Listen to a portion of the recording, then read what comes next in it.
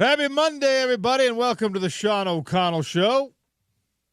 Another wild weekend of college football, another heartbreaker for Utah. Kyle Whittingham press conference starts us off every Monday. Here it is.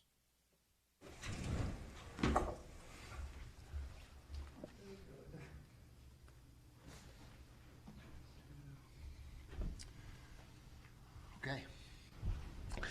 All right. Had our chances Saturday night to pull out the win, but didn't get it done. Took the lead in the game with, 5 minutes left, and couldn't get that last stop on defense that we needed, and unfortunately came up short again. So disappointing. A lot of positive things in that game. Exceptionally pleased with the way the special teams played. It was the best special teams performance of the season. Made some impact plays, recovering the muffed punt return from the opponent. Set the offense up on the 17-yard line, I believe it was, and we blocked a punt for a touchdown. And so some real impact plays that occurred special teams-wise. It was good to see because we had not done much of that this year. Luke Patari, thought he came in and really provided a spark. Luke, just like last year when he was called upon in the Colorado game, I believe it was last game of the season, will be the starter this week. Isaac will not be available. And so, for a guy that started the season as the fifth string guy and really didn't have a whole lot of chance to play, just continued to keep himself ready every single week in case. And last week was the week that he got his opportunity and really did some good things. Came in and really provided the spark for us, and so that was good to see Luke do that. And again, he'll get the opportunity this week to be the starter. Some other performances, Dadrian Zipper came in and did a nice job. We missing a couple, two or three receivers, and so he had his opportunity and made the most of it. Had 4 catches, big catch at the beginning of the game. It was a great catch on the deep ball. Keith Olson, our right guard. Again, where I said after the press conference, we're down to our fifth right guard, or fifth guard overall, and he came in and really played well. First opportunity to play as a Ute, and did some good things. So a lot of positives in the game, but again, weren't able to get the win. And now we got Central Florida on the road Friday, so a little bit of a short week. So today we'll be back on the field and practicing as if it was a Tuesday and proceed through our paces during the week. Central Florida, really potent on offense, leading the conference offensively, running the ball exceptionally well, as is the case with any Gus Malzahn team. You're gonna have a strong run game. They're running it for over 250 a week, and another couple hundred throwing the ball, so just over 450 a week of total low.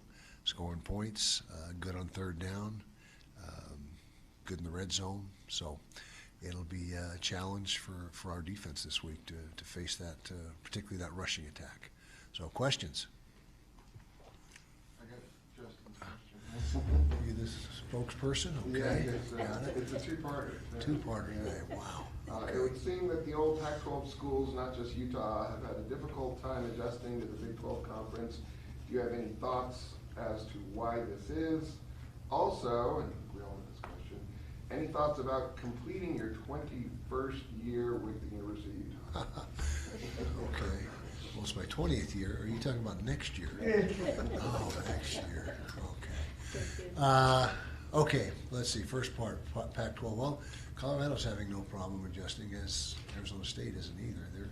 They're both seem to be faring very well. In fact, I believe they're 2 of the 4 teams that still have possibilities to play in the championship game, if I got that right. You okay? Then there's us, who obviously have our own struggles. Who am I missing? Who else? Arizona. Arizona is pretty much where we are, I guess, in the for the year, and so don't have a good answer for it. Football's cyclical in a lot of ways, and you just got to do the best you can. But I know that, like I said, those two, Colorado and Arizona State, are seemingly making a very strong transition.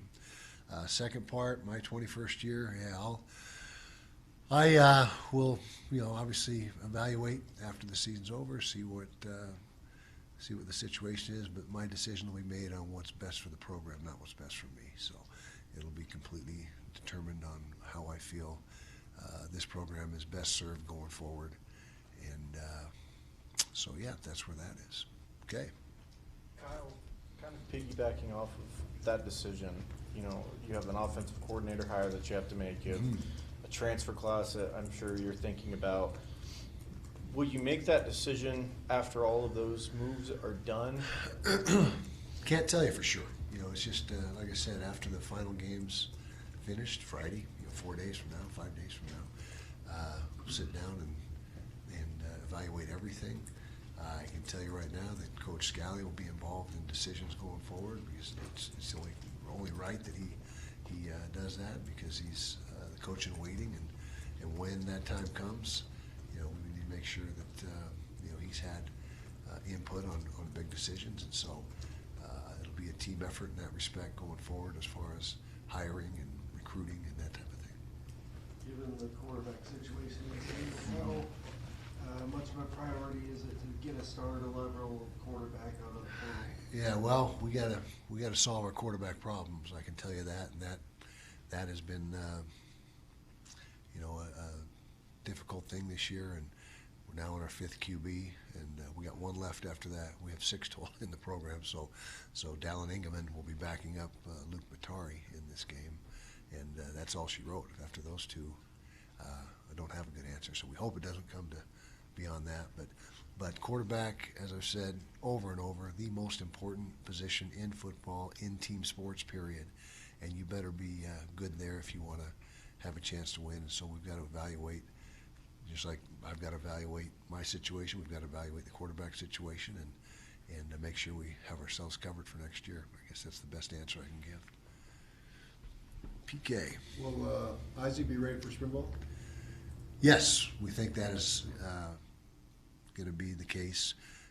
There's still a few more evaluations that need to take place, but it's looking like spring ball is in play. Yeah. And then with the transfers, obviously they've already been through the recruiting process. I'm wondering, where do they place as priority as far as NIL? Incoming portal transfers for us? Yes. Just generally. Well, the top priority is being able to retain your own roster and the players on your roster that are particularly the key guys, and then you also have key roles that need to be filled through the portal, via the portal, and so that will be right there at the top of the list. And so we've already begun the process of having conversations with our own players and making sure that we got everything in order there, and then we move on to the next phase, which is the portal, and then of course your incoming freshmen will be involved in that as well. But portal will be a priority for us. I foresee being 10 to 15 players from the portal roughly, and that could change by a guy or two, but that's about the projection. Kyle, last year you said was the worst for injuries you've ever been a part of. Is Yeah. this year worse, and is there anything that can be done to avoid this happening again? Well, that's a good question. Which one is worse? They're both been challenging. We did make a lot of adjustments in our fall camp and our ramp up to the season, which did pay dividends. We had, like I said, way back when, 70% fewer soft tissue injuries, but the injuries that we're incurring now, I don't know if you can do anything about that through training and all that stuff, but we certainly made a huge step forward in the soft tissue, which last year was a problem big time. And so I'm not a doctor or a physical therapist, but we feel like we're doing everything we can. We have a great strength program that our guys get bigger and stronger, and it's just I really have no great answer other than we looked at it from every angle this year, and we'll do it again after the season and try to continue to make progress in that regard. And then not to nail you down to a specific date, but how soon is it or important is it for you to make a decision as soon as possible for recruits and players? Well, with the coach and waiting in place, we already have that discussion with recruits that when that time comes, here's what the plan is, and so it's not like the recruits and our own guys don't know what the succession plan is, and so that takes some of the edge off it, and it would be a whole lot different if we didn't have that plan in place, because then if when that time comes, it would be anybody's guess, what's going to happen and who's it going to be, but they know exactly what the plan is, and that again was the real reason for laying down that plan several months ago when it was announced. Kyle, so many coaches, I mean, Nick Saban, Virginia's men's basketball coach recently, they've all sort of not been driven out of the game, but it played a factor, NIL played a factor in their decision. The game wasn't what it was for them, 20 years, some ago, whenever they became head coach. Right. Does that impact your decision at all, the way the game's changed and evolved? I think everything impacts that decision, and NIL is certainly the biggest game changer of them all. With the portal, they're kind of linked together in a way, and players, just the challenge of so much turnover in your roster, and playing for the love of the game now that's kind of a thing of the past. I mean, there's players that love football and would play if there wasn't NIL. I mean, that's not. I'm not saying that, but that seems to have taken a back seat to as far as their decision making anyway. Where am I going to play? It's who's got the best financial opportunity, and I guess you can't blame them. I mean, this is life-changing money for a lot of these guys that their families and everybody will benefit from, and so even it's here to stay. If you don't like it, get out, because it's not going to change, and so adapt or go a different direction, I guess. To kind of follow up on that, Cam was seen on the sideline for the first time in a while in a boot. What I guess have you picked up on in terms of his decision, and how early or soon do you expect him to make a decision on his future? I talked to Cam after the game Saturday, and we are going to visit this week and catch up and touch on that as well. What his plans are, and I have no inside scoop or anything right now as to what he's thinking. He's just just try to give him some space and let him sort things out and decide which direction he wants to go, and so have a better answer after this week. But again, that's on Cam's timeline, and obviously we've got to at some point make our own decisions on what's going to happen if there's still indecisiveness. But I think that should be cleared up in the next week to 10 days. Yeah. Was Isaac hurt when he was taken to the ground, or was he hurt on the ground when he was? I think it was the rollover. Yeah, I think. But there was no penalty. It was already down on the ground, and player safety. You're talking to the wrong guy about referees and penalties and what's going on there. I just don't. I don't even want to get into it, but no, the initial tackle was not what caused. It was the finish of the tackle, or what do you want to, whatever, however you want to term it, and yeah, that's what it was. So piggybacking off of Cam's future, there are a couple of other guys who have been out for the season with injuries, mainly Camden Johnson and Levani DeMooney. Have you heard anything from the two of them regarding their future? Yeah, they both would like to come back. As of our most recent conversations, now that again is just like everything is subject to change. But Levani's been rehabbing and doing very well, and if he decides to come back, he'll be ready to roll in January with off-season conditioning and jump right into it.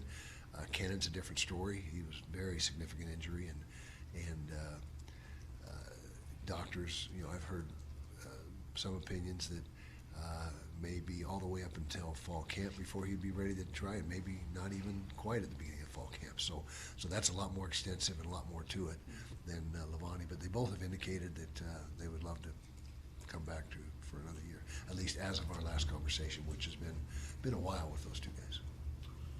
Following up on sort of the change in college football, it seems like you have a lot of buy-in still on the defense side of the ball, and that's probably a credit to Morgan Scalley and that staff and their personable, personalities.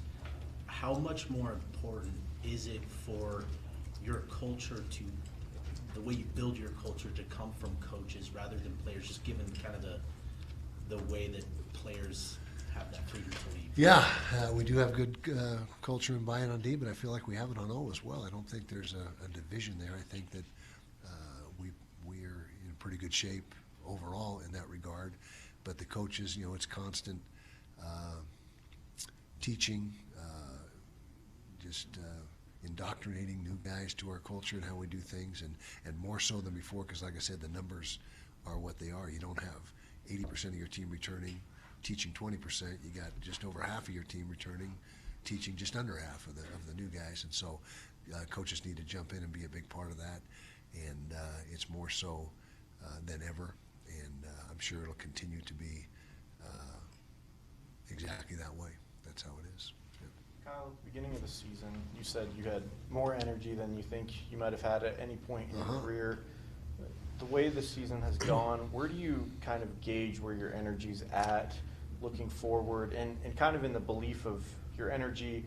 Do you feel like if you were to come back next year that you would still have a chance to maybe go out on top or go out on a winning season? Yeah, like I said, it's what's best for the program will be dictated.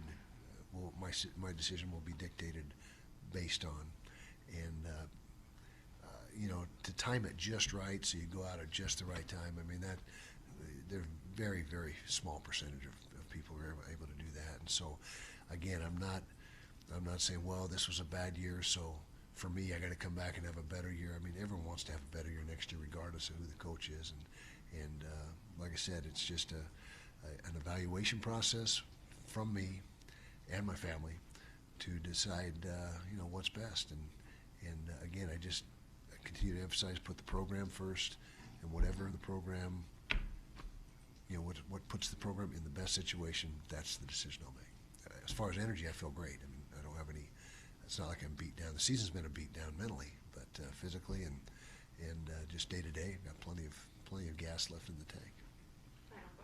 Coach, you've always valued those extra practices preparing for a bowl game. How much does it hurt, especially for the younger guys, not to have that? Yeah, it's a downer, particularly for the younger guys, but not as much as before, because we'll have half a new team next year, and so they won't be here anyway to benefit from those practices. So it's nowhere near as impactful or beneficial as it has been, but it still is. I don't want to downplay it, because it's better than that half your guys get more opportunity than, and with the outgoing seniors, it might even be more than half, but or less than half that would benefit.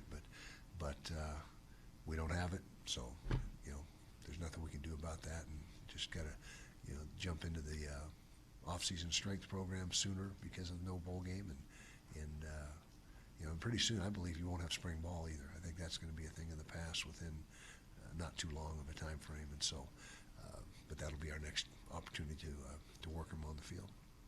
Did you say that was it? Dang. Okay.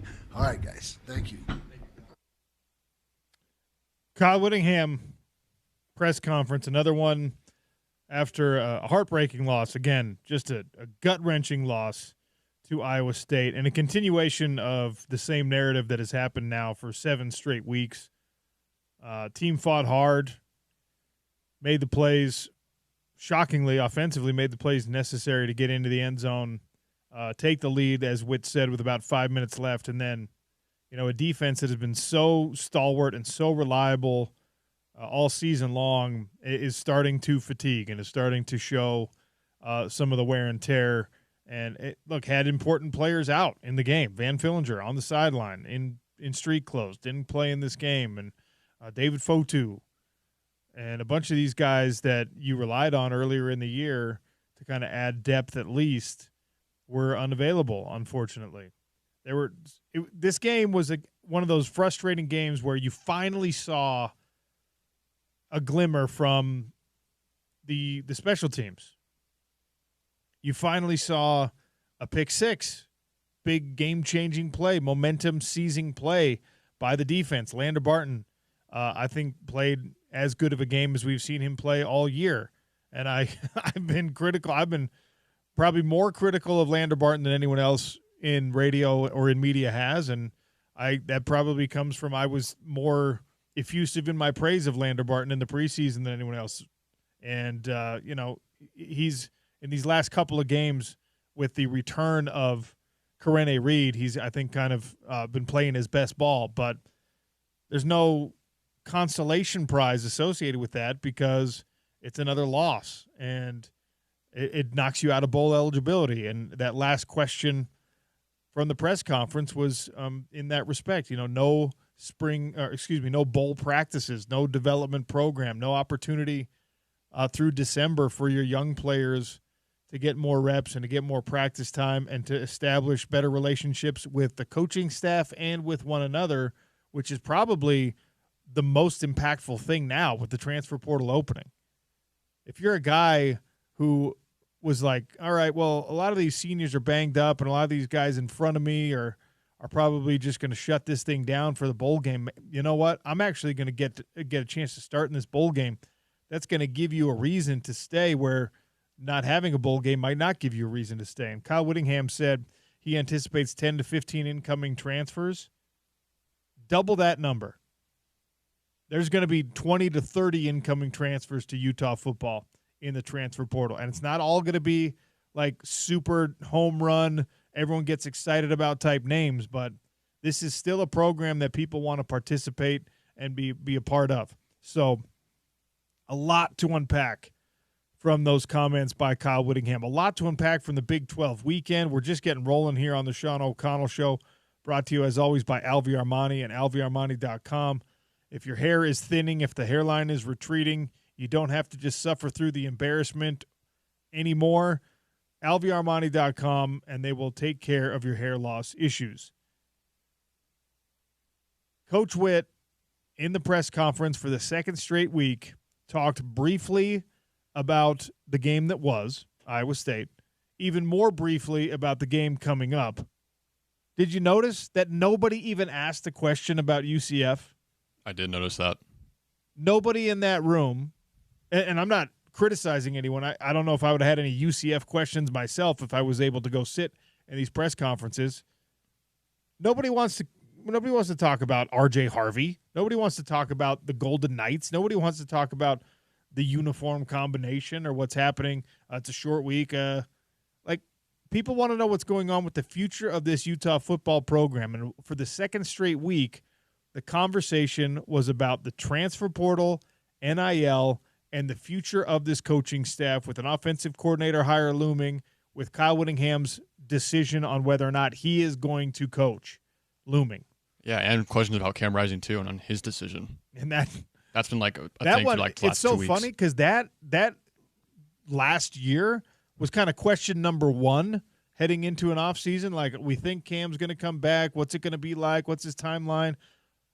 That's question like number 4, I think. Yeah. And you know what? I'll put a Twitter poll up about that. Cam Rising's decision is how urgent for the future of Utah football, for the immediate future of Utah football, because of course he'll only have one more year to play. I already asked people last week what they think Cam's going to do, and most people think he's going to be a quarterback in college football, but somewhere else. That was the number one answer we got on the Twitter poll last week.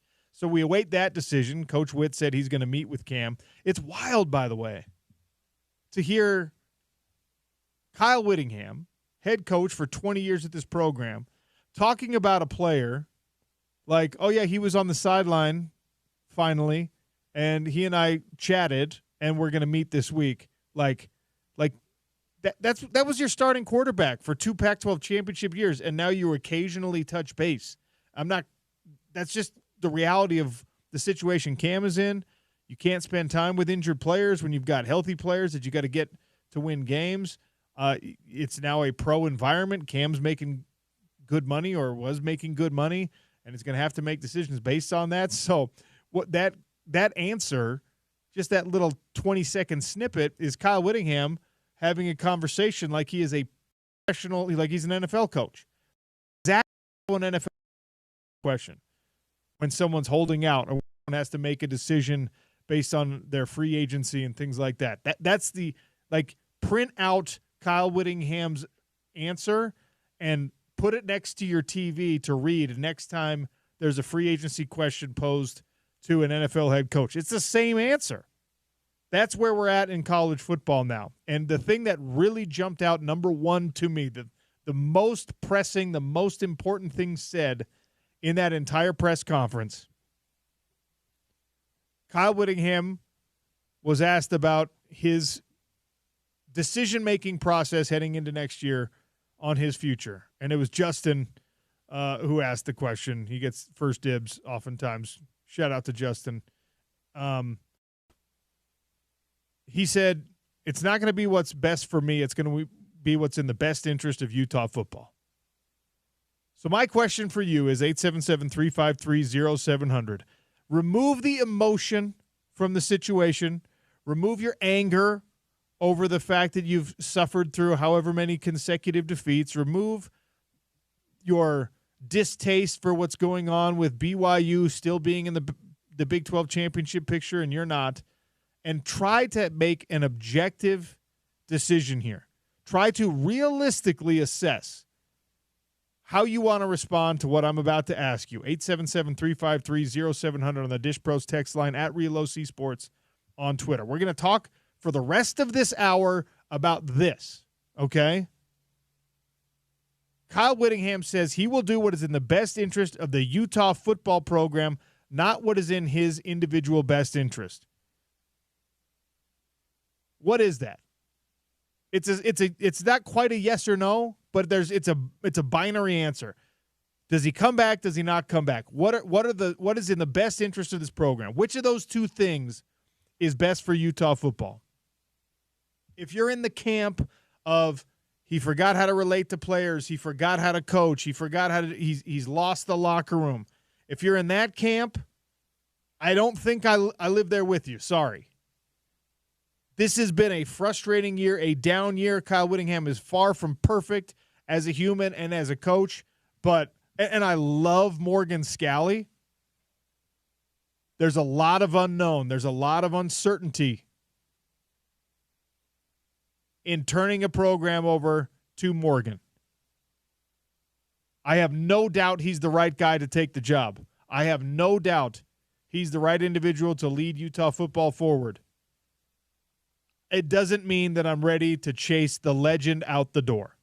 So what is in the best interest of the Utah football program? Kyle Whittingham retiring or Kyle Whittingham returning? In his own words, he told us that's what's going to make the decision. And, guys, I think we're a week away from this decision being made. I agree. I think we're a week away from this announcement being made, one way or the other, because they can't wait any longer than that.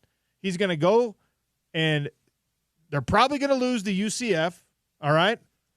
And he's not going to want to make an emotional decision or an emotional announcement there. And they're going to come back, and it's Thanksgiving weekend, all right?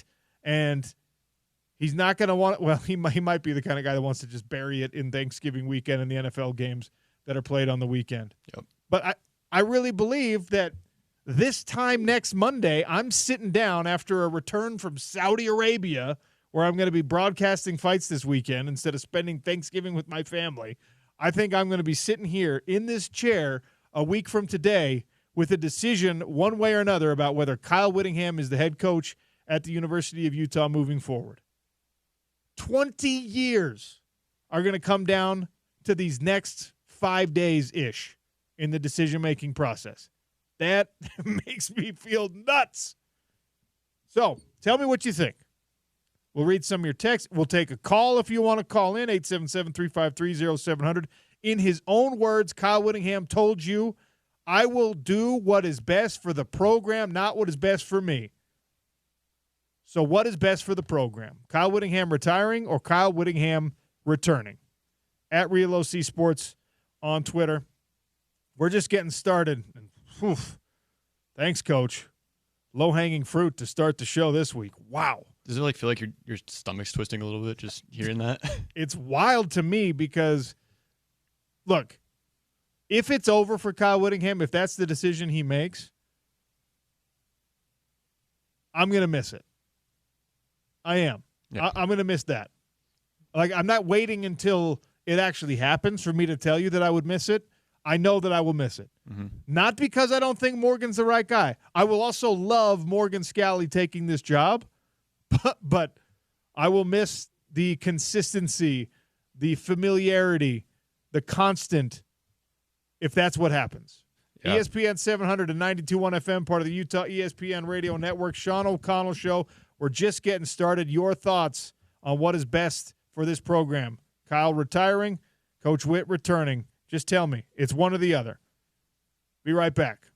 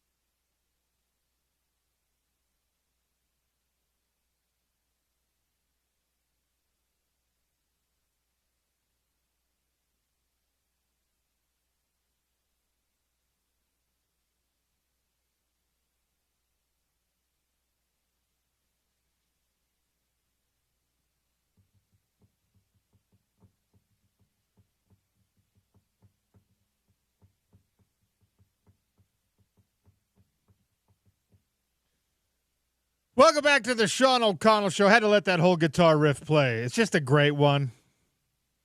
Great choice on the music. Zach producing today.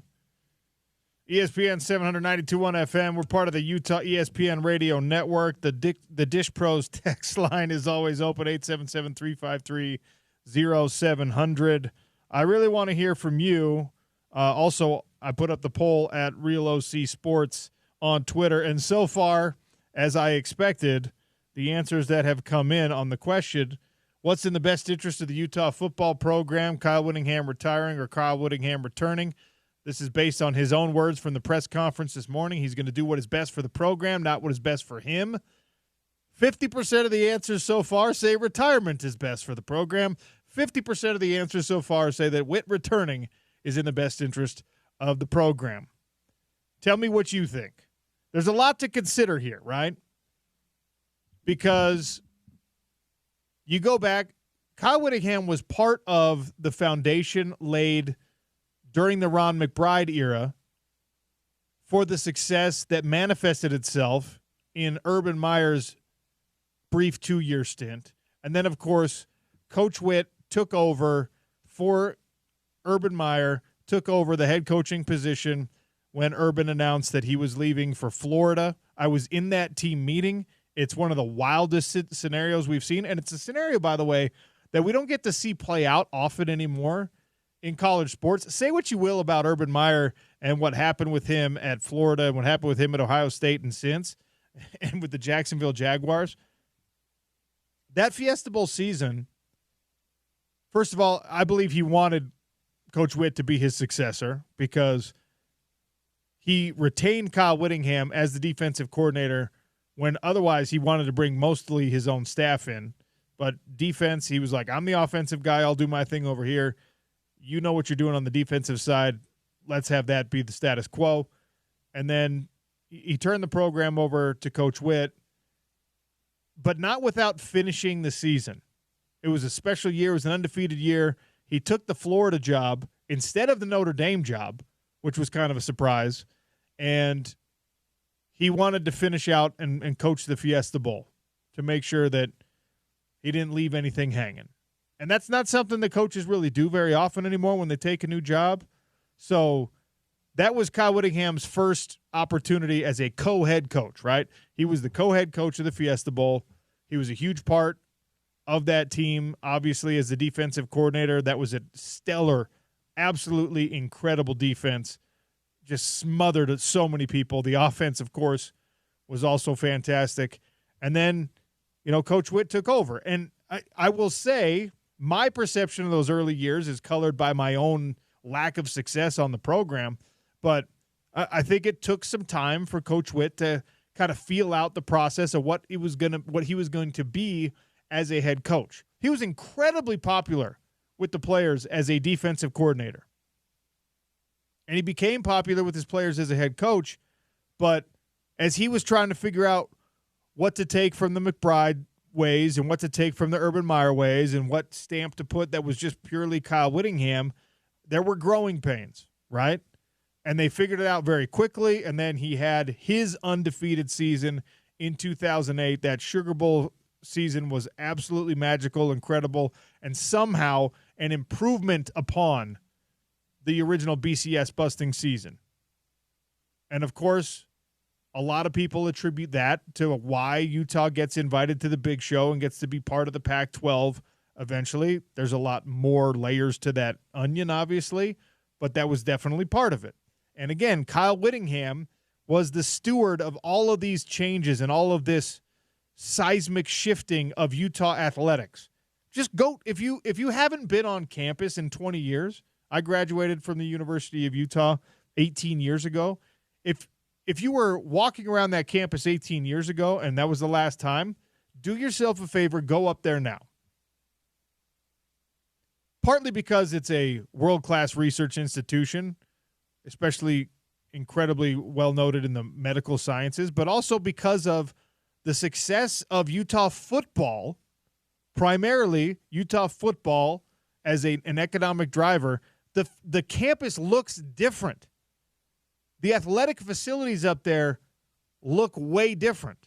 Yep. There's more buildings than there used to be and better ones because of Utah football and because of Kyle Whittingham's leadership. So I'm not ready to be like, well, you had a bad year. Let's get this guy out of here. He forgot what he's doing. Like, pump the brakes. If that's what your conclusion is ultimately, fine. But think about it. Be realistic. Know that what Morgan Scalley is going to take over is going to be as close as you can get to a rebuild project at the University of Utah if we anticipate the transfer portal to be what it is likely to be this year. He's got to hire. He's got to help Coach Witt hire. He's got to hire for himself an offensive coordinator. There's a lot of uncertainty there. And like Kyle Whittingham, who was already a great defensive coach, just like Morgan Scalley is already a great defensive coach, Kyle Whittingham, who was mentored by incredible coaches, his own father, Ron McBride, I think to a lesser extent, Urban Meyer, he was already a great coach, and then he took over as a head coach, and there were still growing pains. There were still things to figure out when he shifted from the defensive coordinator seat to the head coach seat. You see this with everybody who's had to do the job, right? We're still seeing it with some great coaches. Dan Lanning, Oregon head coach, number one coach in the country right now, right? Number one team in the country, undefeated, unbelievable. Dan Lanning, when he took over at Oregon as a guy who was a good coach already, a great coach already, but had never been a head coach, do you remember how many clock management issues he had? How many times he did the boneheaded, like, I'm going for it on 4th and 4 from my own 28-yard line, because it was like he was a gunslinger. Yeah. Some of that is just like an experience thing. So Morgan Scalley is the right man for the job whenever the job is handed to him, but there will be growing pains. And so don't play this, well, the grass is always greener on the other side thing. We know Morgan's a great coach. We also know Morgan is a great defensive-minded head coach. We don't know if Morgan Scalley is going to have the same offensive limitations that have plagued Kyle Whittingham in every year, that Andy Ludwig was not the guy calling the plays, right? I mean, there's a lot to unpack here. So when I'm asking you to text me at 877-353-0700 or to tweet me at RealOC Sports and answer the question, what is in the best interest of the Utah football program, Witt retiring or Witt returning, please, I'm begging you to actually think about it and don't just go, well, we had a bad year. This is a terrible year.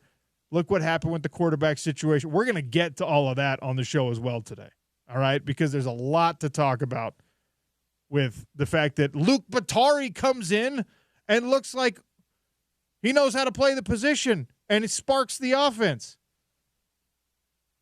I want to stay focused, though, on this situation. Kyle Whittingham. This one, an interesting response on Twitter. Witt retiring will never be the best thing, but if he returns, he needs to be completely off hands with the offense. Let Scalley make the offensive coordinator hire. Don't give them any limitations or rules. Just let the OC handle it. I don't hate that response. I don't hate that thought process. Now, how hard would that be for Kyle Whittingham to kind of shift into this sort of like Mac Brown, I'm just a figurehead type role? I don't know. Yeah, I don't know either. He's a hands-on type of guy. He's an opinionated, strong-willed type of guy. I don't know if that'd be easy for him. Yeah. Here's a legit question from Utah Utes 17 on Twitter. How does Scalley handle the negative recruiting with his past comments, which in no way defines him as a whole, but will and has been used against him? You say he's the right guy, but at what point is that what's best for the program? Look, when that happened, I guess we have to address it because, sooner than later, Morgan Scalley's going to take over. When that happened, there were the original, text messages leaked. Terrible look. There were dozens and dozens and dozens of players, people of color, who came to the defense of Morgan Scalley. Their support of Morgan Scalley, their continued support of Morgan Scalley, the fact that he continues to have success with members of his defensive staff and players on his defense that are people of color and still has great relationships, like not just great football relationships, but great friendships with people, speaks way louder than whatever handful of disgruntled individuals wanted to dig that up and make it public and drag Morgan's name through the mud. Because even when it was released to the public, it was already like a decade old. Okay? I'm not defending the use of any word that you shouldn't be using as a white man. But I'm telling you that if your fear is, well, if Morgan Scalley's the head coach, we're not going to get any good black recruits, you're wrong. Okay? We already have enough evidence to prove that that is incorrect because he is the primary recruiter on many of the great players that have come through the program in the last handful of years. And not only the white guys, okay? So don't worry about that. If you're worried about something else, Morgan Scalley's a defensive guy and he doesn't know offense and we need somebody who knows offense, fine. Worry about that. But don't worry about a now 15-year-old text message and what that means for Morgan Scalley's ability to recruit. I promise you it is not nearly as impactful as the media wanted to make it for that brief period of time. It just isn't, okay? And any concern that any black parent has about whether or not I want to send my kid to the University of Utah to play for this man will be addressed, if it hasn't already been addressed, will be addressed with those individuals and will be addressed, I believe, successfully by Morgan, by the assistant coaches on his staff, by the players of color on the roster. You can't get away with it you can't get away with actually being racist in any way as a head coach in college football now. You can't. No. Like, too many people will find out who you are and what you are and expose you for it. Too many people will have the desire and the opportunity to record something you have to say on a phone. Don't worry about that as a Utah fan. Kyle Whittingham retiring or Kyle Whittingham returning? What is in the best interest of the program? Morgan is the right guy, so don't send me anything about call Jay Hill. I love Jay Hill, and I hope they do call Jay Hill to potentially be the defensive coordinator at Utah instead of at BYU. But you're not taking this job away from Morgan Scalley. Like, you're not. No, you're not. He's the head coach in waiting. It's in the contract.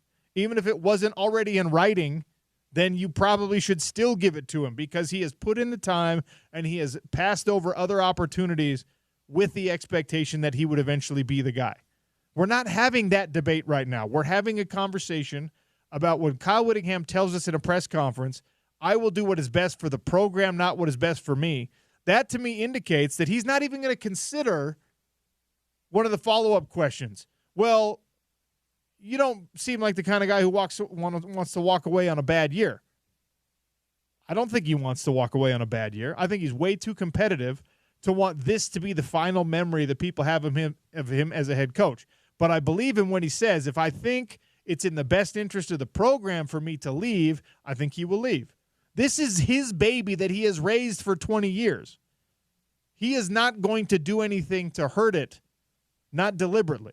So if the real conversations he has with people in the department, with his family, with his staff, and probably with some of his players lead him to believe that it's in the best interest of the program for him to move on, he will move on.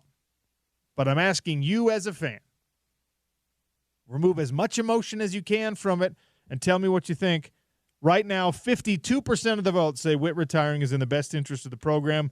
48% say Whit returning is in the best interest of the program. I think we're going to be right around that 50-50 split as long as this poll runs, but it's up at Real OC Sports if you want to go vote on it. You can also weigh in at 877-353-0700. I'll get to some of your text messages here in just a minute. I want you to tune in on our YouTube channel right now, by the way. Zach, I told you I was going to do this. Wooden Grail, new sponsor on the show, local hat company that's got the Utah hats, that's got the BYU hats, that's got the Aggie hats, it's got even UVU hats. They've got a bunch of really great gear. They were at our ESPN 700 tailgate on Saturday. And I told you, hey, come up, try on the hats, buy one. I'm going to go grab a hat. I went and I grabbed a hat, and this thing is beautiful. It's the red hat. It says the U on the front. Can't wait to show my guy Ray Lewis this because it's going to drive him nuts that it's a Utah hat that says the U instead of a Miami hat. But we get to sort that out on the field in 2027, all right? It's this unbelievably comfortable and soft suede material. I've never had a hat that is suede. The look is great. The fit is great. The feel is great. The quality is unbelievable. The little details, the underside of the brim, the stitching, it's all so high quality. Woodandgrail.com. That's wood, the letter N, grail.com. Holidays are coming up for the hat lover, for the fashionista in your life. Pick them up one of these hats. And if you don't know which one to select, go and buy the gift cards and let them pick it out for themselves. I'm telling you, tune in right now on our YouTube channel. You can see me wearing this thing.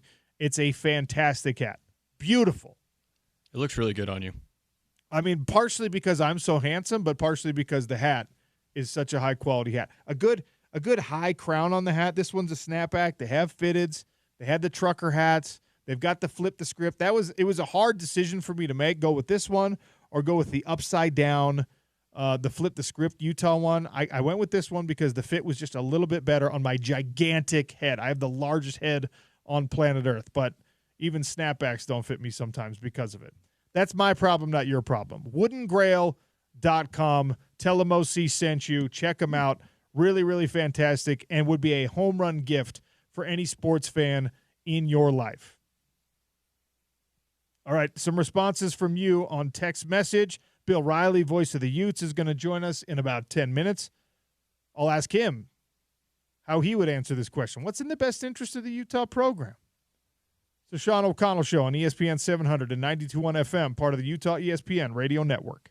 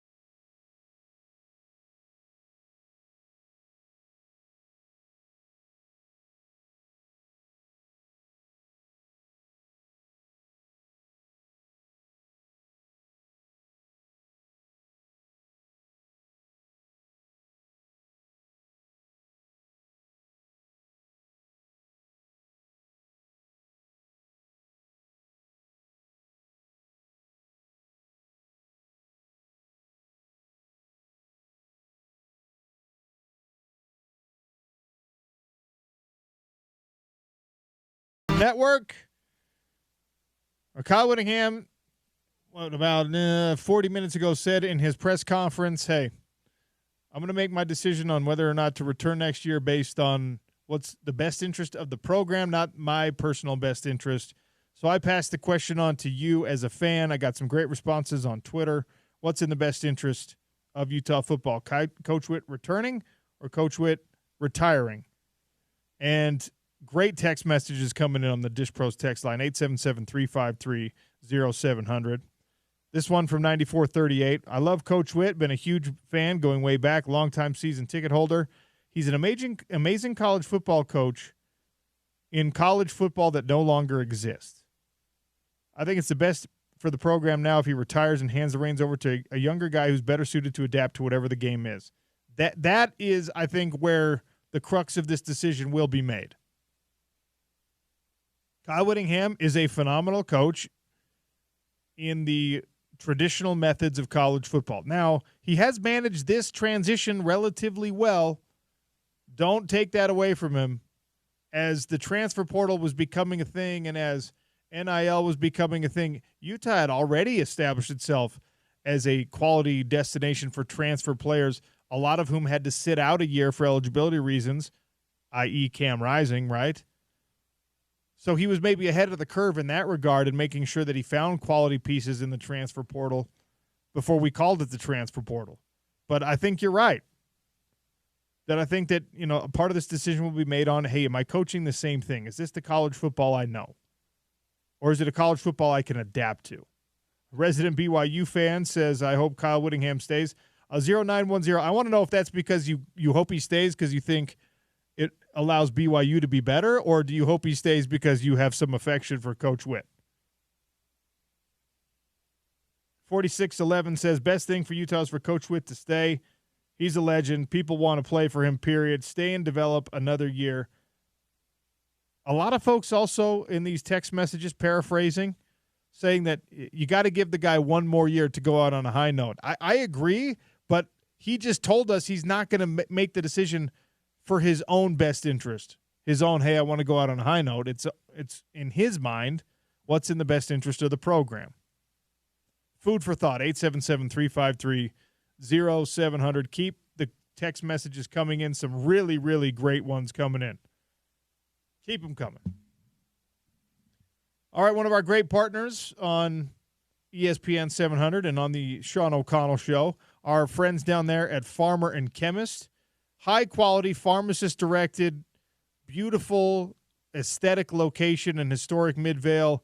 And if you're looking to explore the medicine involved with the CBD and CBN products, it's definitely the place you need to go. I've been using the salve, the balm, the Farmer and Chemist equivalent of Icy Hot on my lower back, and I'm telling you, it is a life saver for someone who has the lower back of like an 85-year-old instead of a 40-year-old. Doug from Farmer and Chemist is kind enough to stop by. Doug, how are you? I'm great. How are you today, besides your achy back? Well, you were already helping me out with my achy back, so I'm doing great. We got a lot of stuff to talk about on the show. The salves, right? A lot of people, when I think of, hey, these CBD products, they're thinking of gummies and tinctures and stuff that you can eat and you're actually ingesting. But I'm actually more familiar and have personally used more the salves, which are obviously a topical product. So tell me a little bit more about these things that I'm already using. Yeah, the salves are amazing. So you think about Icy Hot. What Icy Hot does is it just distracts your back from the pain. It essentially puts heat on your skin, and it makes you feel like, and it causes blood to rush to that area, so you feel like you're getting relief, but it's not actually doing anything. Our problem salved, on the other hand, actually interrupts that inflammation pathway and makes the pain go away, which is why it's working for you, why it works for everybody that tries it. And it has 2,000 milligrams of CBD. It's got a ton of CBG, and it does have a little tiny bit of THC, but that's just to make the absorption work. It will not make you fail a drug test. It will not be absorbed. You won't have any side effects from the THC, but it just provides amazing pain relief for anybody with inflammatory condition of any kind.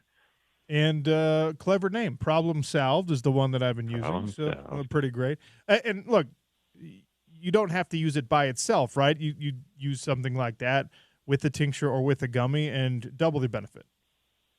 Yeah, absolutely. So if you have chronic pain, you have arthritis, you've got joint aches, you've got muscle pains, you can combine the Problem Solved with an oral product, whether a tincture, the oil that you put under your tongue, or a gummy, which are amazing. And we have gummies with THC and zero THC.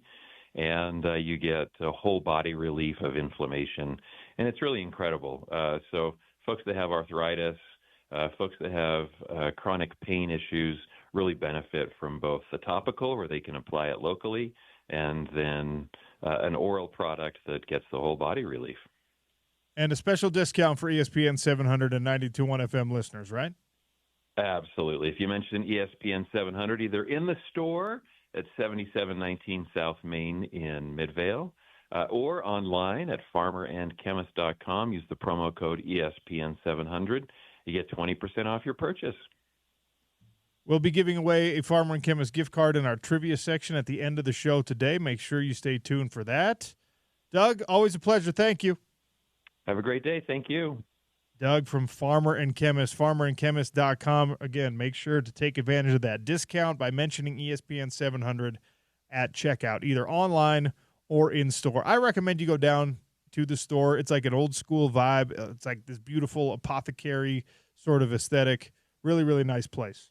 All right, hour number 2 begins with Bill Riley, the voice of the Utes, who this year, unfortunately, will not be calling a Utes bowl game. We'll discuss that with Bill and what he thinks about the future of Kyle Whittingham next on the Sean O'Connell Show, ESPN 700, 92.1 FM, part of the Utah ESPN Radio Network.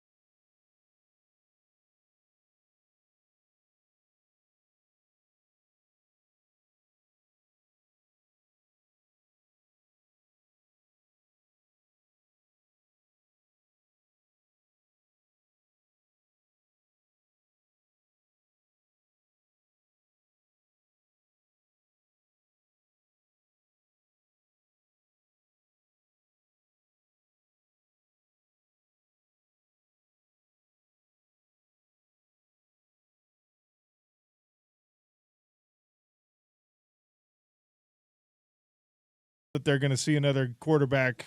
Well, they haven't seen another quarterback with that skill, and they're not going to this weekend either. No, I mean, I think Shedeur Sanders and Colorado are more explosive, but I just think the combination of run and pass and Beck was really good, and he had two really good receivers, including that Higgins kid on the outside, and then they were solid on defense.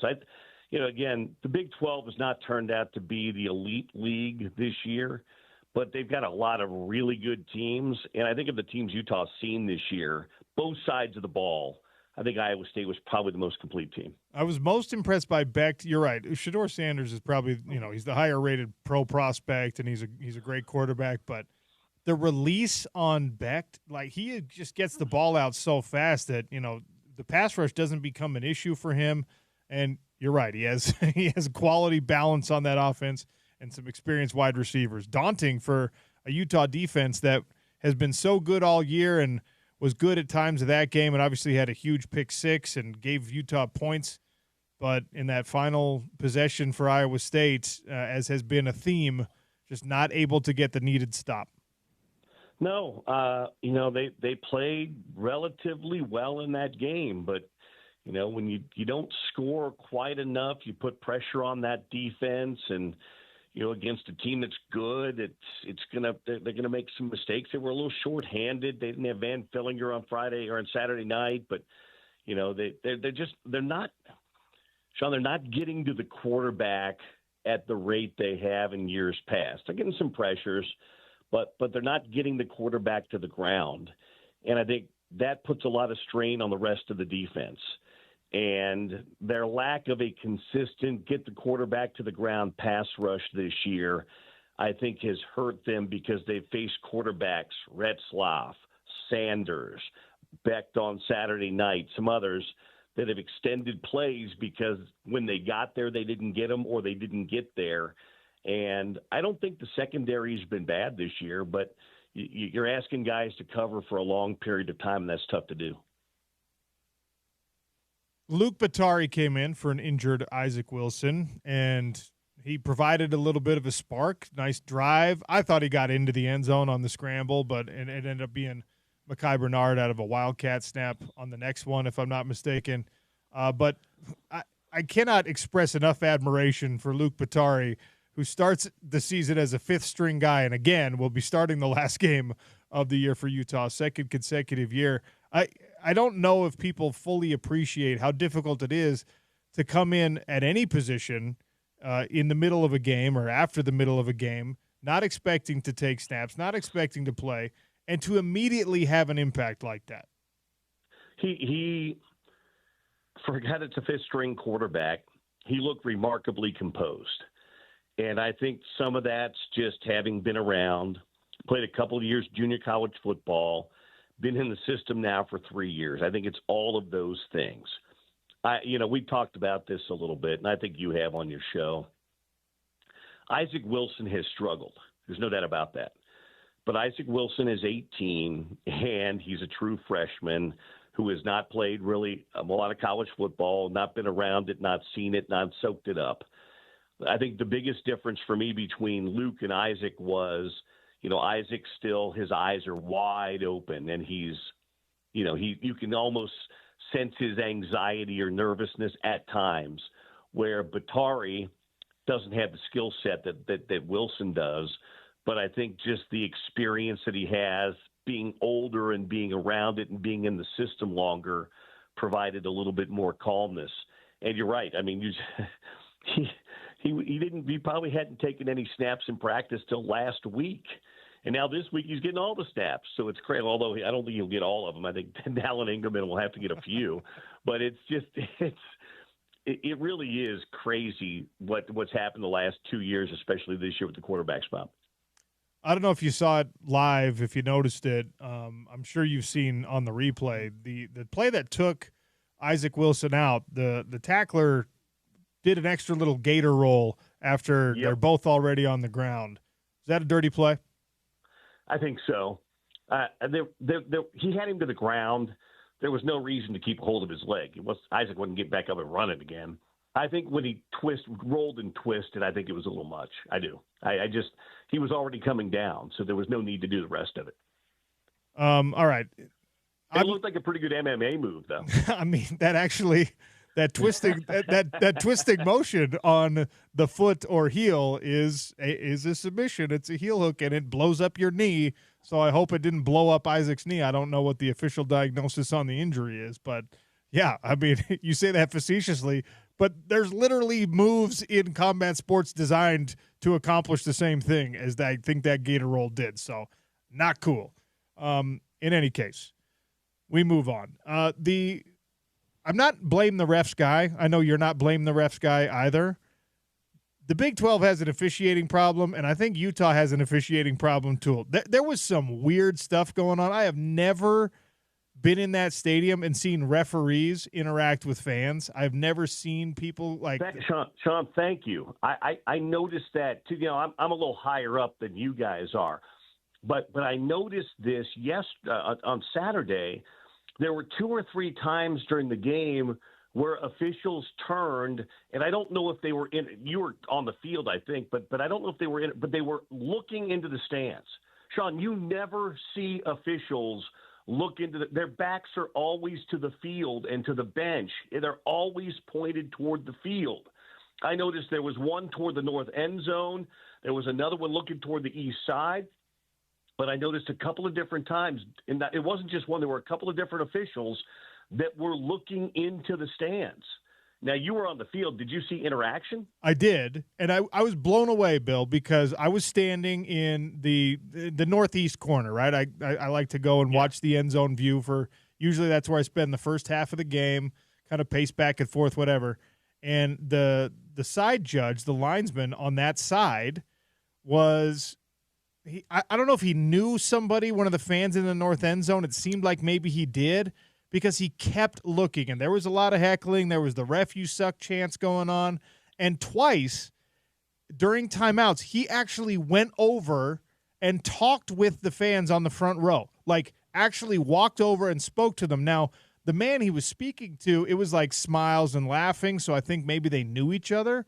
But still, it was weird. And I was like, okay, well, these guys must know each other. That's strange. And then at halftime, I went up into the press box.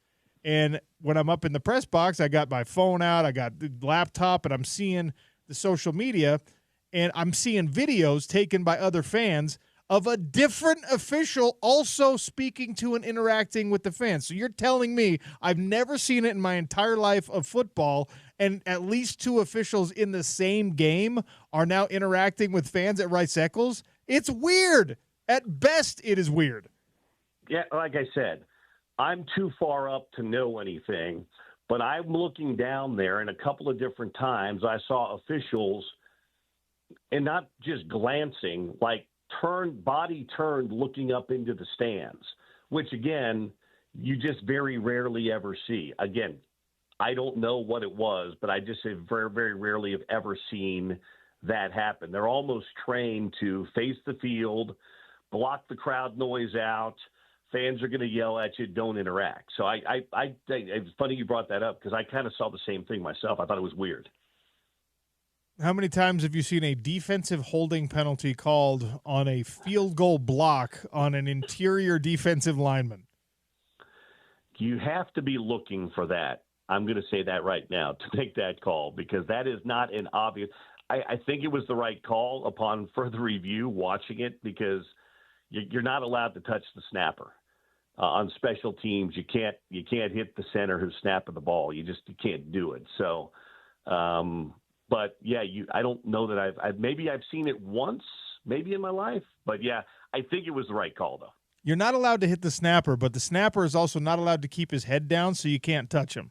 You're not like, as a snapper, you're obligated to snap the ball and then engage in the play because you're not allowed to hit the snapper when his head is down. I didn't see the replay, but in any case, again, just a weird thing. There's already conspiracy among the Utah fan base that the refs hate them and now hate even worse because of Mark Harlan's comments or whatever. And then when the referees are behaving a certain way, you're just like, what? This is only fueling a fire that we don't need to be having here. Strange. Well, yeah, again, not being on the field, I don't know any of the back. I saw some of the same things you saw, and I just found it to be a little strange. All right. Again, not impactful, I don't think, on the outcome of the game. There were moments where this Utah team looked like Utah teams of old. Pick six, the streak stays alive. Punt block, muff punt with the fumble recovery. I know we're beating the same dead horse here. If the offense can give any kind of a spark, especially after that first turnover on the muff punt, instead of going 12 yards backwards, if they can get into the end zone there, it feels like this becomes a different game completely from the early goings. How dire are the offensive circumstances right now? Well, they're pretty dire if you're down to your fifth quarterback. I think you just asked a rhetorical question, because I think when you've got, you could kind of hear it in Kyle's voice in his press conference an hour ago when you guys were carrying it. He's just, it's the second straight year that Luke Batari is going to start the final regular season game. So I think it's pretty dire. They're a little beat up on the offensive line as well. And, they're shorthanded in the wide. Although I'll say this, we got some glimpses at wide receiver. We haven't seen much. Zipperer looks like a pretty good prospect. And the Zacharias Williams kid had some catches too. So, maybe you're getting a glimpse of what, next year could look like with some of these guys. I think it would be nice to have a little bit more depth at running back to help Makai a little bit, just a little bit more production there. But the theme of the season's been quarterback play. And so you ask how dire the situation is on offense. Well, you're at your fifth string quarterback. It was pretty dire when you were at your second string and then your third string. And we never got to see the Heward kid, Sam Heward, because he got hurt in practice. And now you're on Luke Batari. Now the good news with Luke is I don't think anything's going to fluster him, because he's played a lot of football and been around a lot of football. But you're going on the road with it.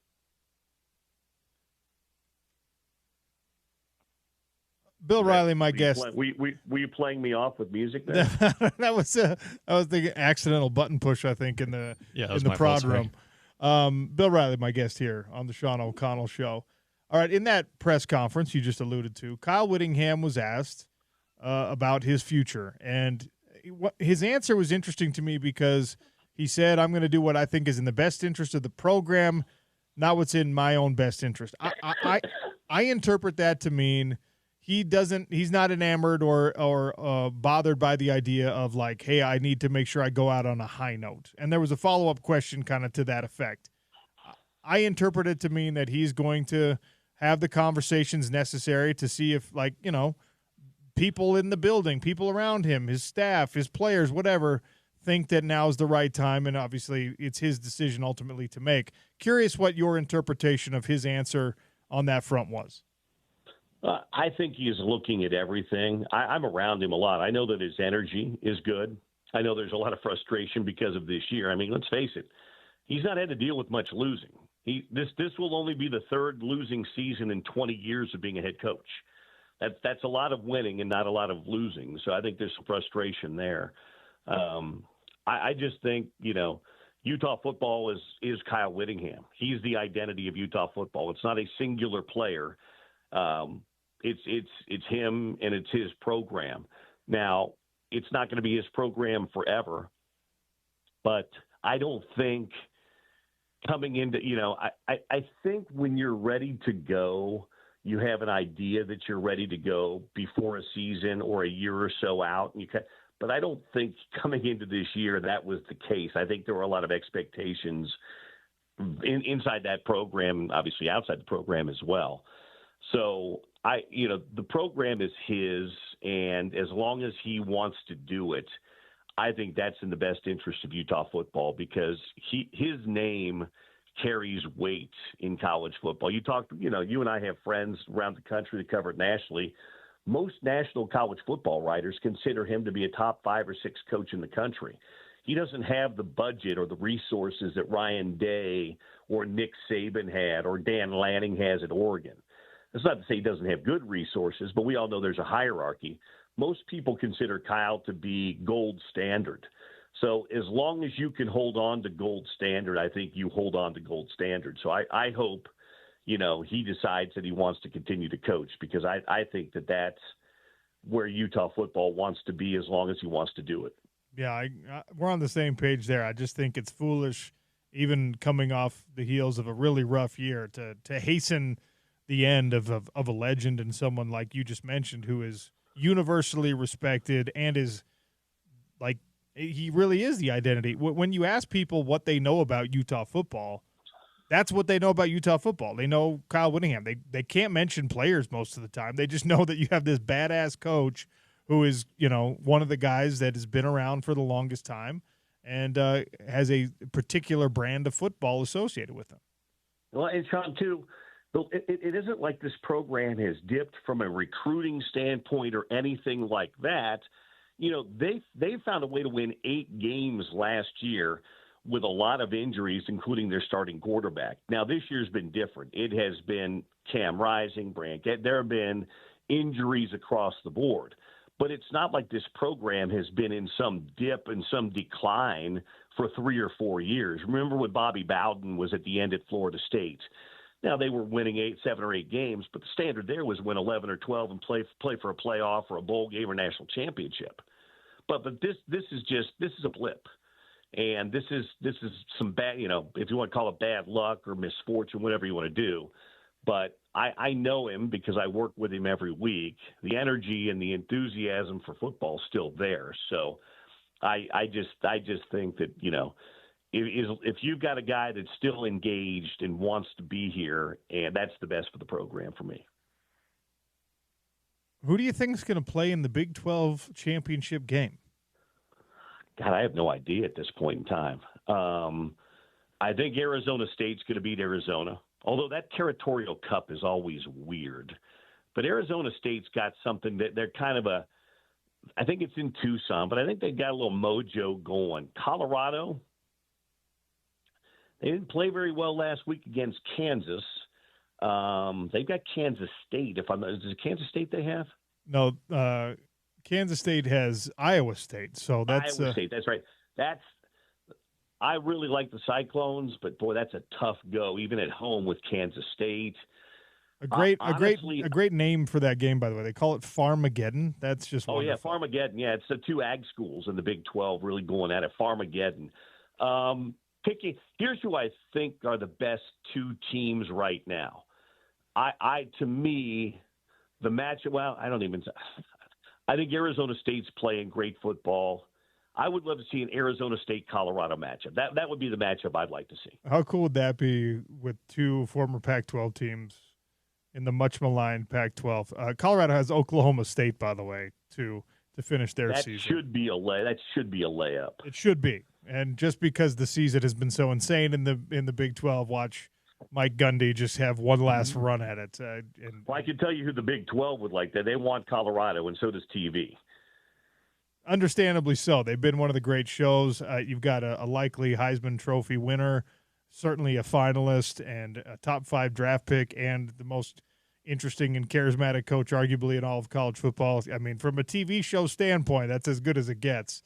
I kind of want it to be – I don't know how even possible this is given the tie-breaking scenarios, but I kind of want it to be Colorado and BYU just because they're on the opposite ends of the spectrum for me in so many different ways, and it'd be fun to see Kalani and company try to take a crack at it as I risk saying that on the home of the Utes. Here we are. Well, I think BYU, I think they've been leaking oil a little bit, just a little bit, or maybe they've just regressed to the mean just a little bit. You could make an argument 2 weeks ago they should have lost. They didn't. They found a way to win. Then Kansas beat them, and then Colorado, and then Arizona State beat them. So maybe they're not trending season-wise in the right direction. So, all right, our conversations with the voice of the Utes, Bill Riley, are brought to you by our friends at Advanced Window Products. Bill, they've taken care of you. They're going to be taking care of me pretty soon. Just a great company, locally run, locally owned, locally serviced, locally manufactured. They do it all right here in Salt Lake. Yep. It's an investment. I mean, windows are an investment in your home. It's not like you just wake up one morning and say, hey, let's put new windows in the house. You've probably been thinking about it for a little while. So Not a bad idea if you've been thinking about it, or maybe your heating bills or cooling bills were a little high, to have somebody from Advanced Window Products come out and kind of give you that once over, give you the estimate on your house, what you need to do. And as Sean said, they're local, so nothing's going out of state here. It's all being done here, measured here, made here, manufactured here, and then installed here too. It's usually about 8 weeks from the time they come out and measure your house, give you that estimate to the time they do the install. But they were great with me. Window treatments, windows, all of it. They'll be great with you too. And really, all you have to do is reach out to them and say, hey, I'm interested, and they'll be more than happy to help you out. And again, I've got a big motto. I've always had it: support local companies, especially the ones that do really good work. And when you've been in business for 36 years, that means you're doing something right, and that's exactly what they do at Advanced Window Products. Give them the number, Sean. 801-850-9100. Take advantage of the biggest discounts of the year at Advanced Windows. Bill, I guess last thing before I let you go, how does the Bill Riley calendar change with no bowl game? You're just so used to calling bowl games. I know. It'll be the first time since 2013, no bowl game, just basketball, I guess. Yeah, a little more free time on the calendar for old Bill. Always great hearing from you. Nothing says Thanksgiving like Saudi Arabia, so have some turkey in Saudi Arabia. I did find out last trip that they actually do have turkey over there in Saudi, so it'll be available. I just have to find it. Thanks for joining me, as always. All right, travel safe, man. Bill Riley, voice of the Utes, on the Sean O'Connell Show. Interesting thoughts from him. And look, I don't want to be blame the ref guy. We have to talk about it, though. The Big 12 Conference has a very serious refereeing problem, and it's not just the Utah game that told us that this weekend. We'll get to it next on the Sean O'Connell Show, ESPN 700 and 92.1 FM, part of the Utah ESPN Radio Network.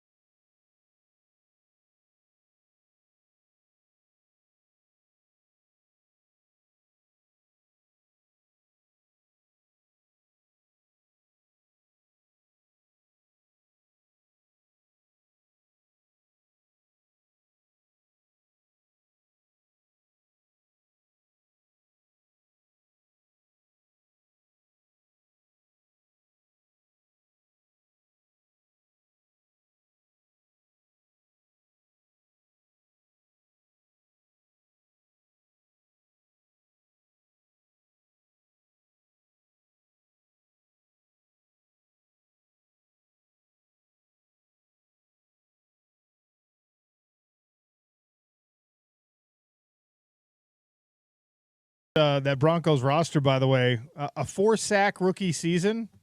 That's not bad, man. I get it. Everyone gets all excited about double-digit sacks, and that's what you really have to do to stand out in the NFL. A rookie pass-rushing linebacker having 4 sacks with games left to play, very impressive start to the career for Jonah Ellis. Congratulations to him. And the Broncos are one of the surprise teams, which I know you're happy about. Oh, very much happy. My Niners continue to stink. The What Utes are happened? rough. Dude, I don't even want to talk about it. I do want to talk about something, though, for our Big 12 at noon. Always brought to you by Mountainland Supply. Go to mountainlandsupply.com. Any home improvement project, you actually go to one of the showrooms and you will find a reason to start a home improvement project, because that's how cool the Mountainland Supply showroom is. mountainlandsupply.com. The Big 12 Conference has a serious officiating problem. There's so many wild inconsistencies, and this is not just Utah radio being mad that the BYU game was taken away because of the trivial holding call, or that a blocked field goal was taken away because of a trivial holding call, or that I think it's very strange, even though it is very strange, that Big 12 referees are interacting with Utah fans during a game. Multiple guys on the same crew talking with the fans. Someone texted in and said they were sitting in the stands and the cops had to tell the referee to stop interacting with the fans.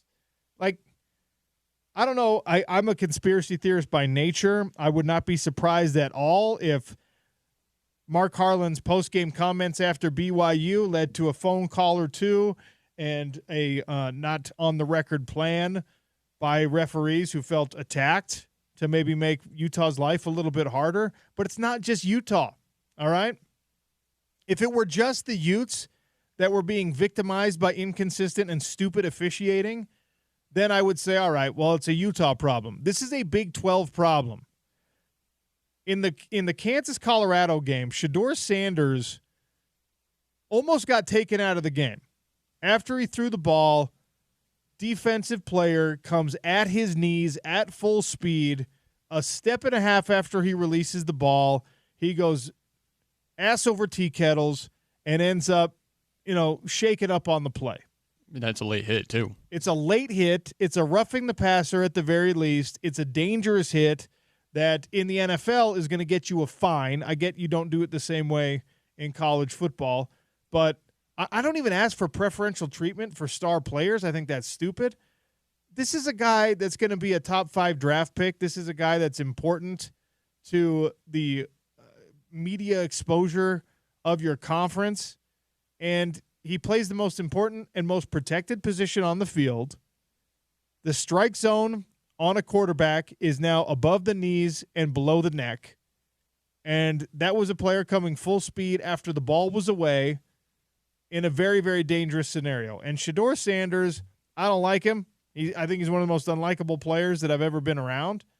But Shedeur Sanders deserves some credit for he gets up and he keeps playing after a lot of punishment. And that was another one. Flag should have been thrown there, all right? Doesn't affect the outcome of the game because Kansas was going to win. Kansas won handily. Really interesting sound and video, if you haven't seen it yet, from Coach Prime to his team after the game, and he just calls them out. Just said you got intoxicated by your own success, and you took your eye off the ball, and that's what happened. Kansas, 3rd game in a row, they have knocked off a ranked Big 12 opponent, and they're just trying to play spoiler on everyone's season. They're now 4-4 in Big 12 play after a disastrous start. Neal had 207 yards and 3 touchdowns on the ground. Travis Hunter continued his Heisman campaign season. Defensively was pretty quiet in this game. They didn't really go at him much, but 8 receptions, 125 yards, 2 touchdowns. He's an all-conference player on both sides of the ball, and he deserves the Heisman Trophy. That's the public service announcement I've been giving you since July. All right. It's not just Utah, and it's not just Colorado, though. The inconsistent refereeing, everyone stayed up. Everyone watched the Arizona State BYU situation, right? I stayed outside the Utah. I was at the tailgate, and the game was about to get rolling, and I'm like, I need to see how this thing ends. I need to see how this BYU Arizona State game ends. And I watched the weirdest clock management situation I've ever seen. Kenny Dillingham, again, another reason why young head coaches just need more time as a head coach before they stop making these boneheaded situations.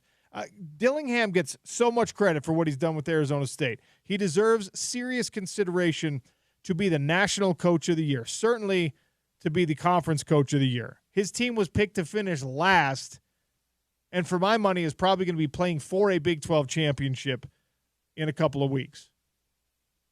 But the guy with the game in hand and the clock and the timeout situation, meaning that they actually have to run some plays and can't just kneel it out, decides to do the strangest, weirdest, most convoluted, backwards, ugly clock management situation. Has the quarterback, has Levitt, like running around backwards, trying to kill time, running backwards away from the pass rushers, losing chunk after chunk after chunk of yardage from field goal range out to midfield, just trying to kill the clock in the most inefficient and stupid way I've ever seen.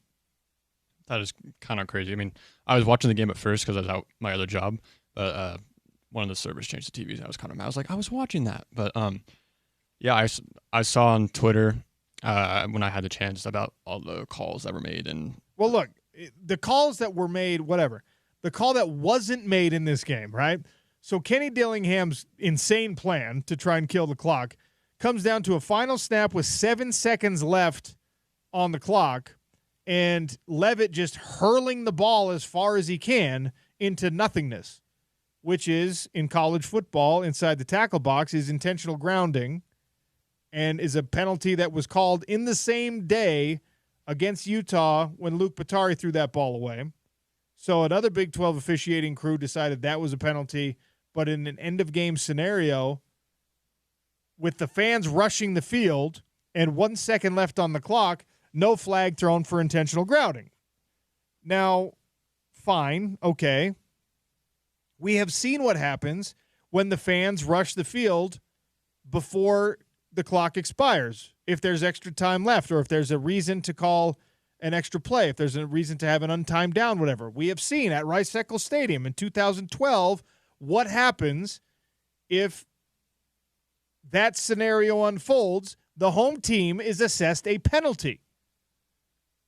The team whose fans rushed the field prematurely is assessed a penalty.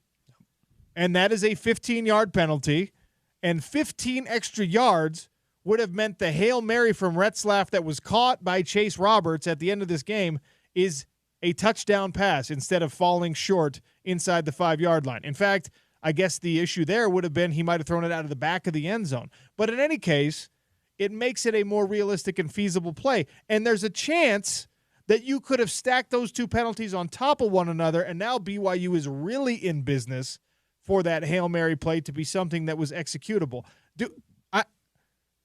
You have an officiating problem, Big 12, if you've got referees talking to fans on one field and calling very, very obscure, granular, I'm searching for this penalty to call, which I think has now happened twice for Utah. At Rice-Eccles Stadium, you're watching a bunch of bizarre stuff unfolding.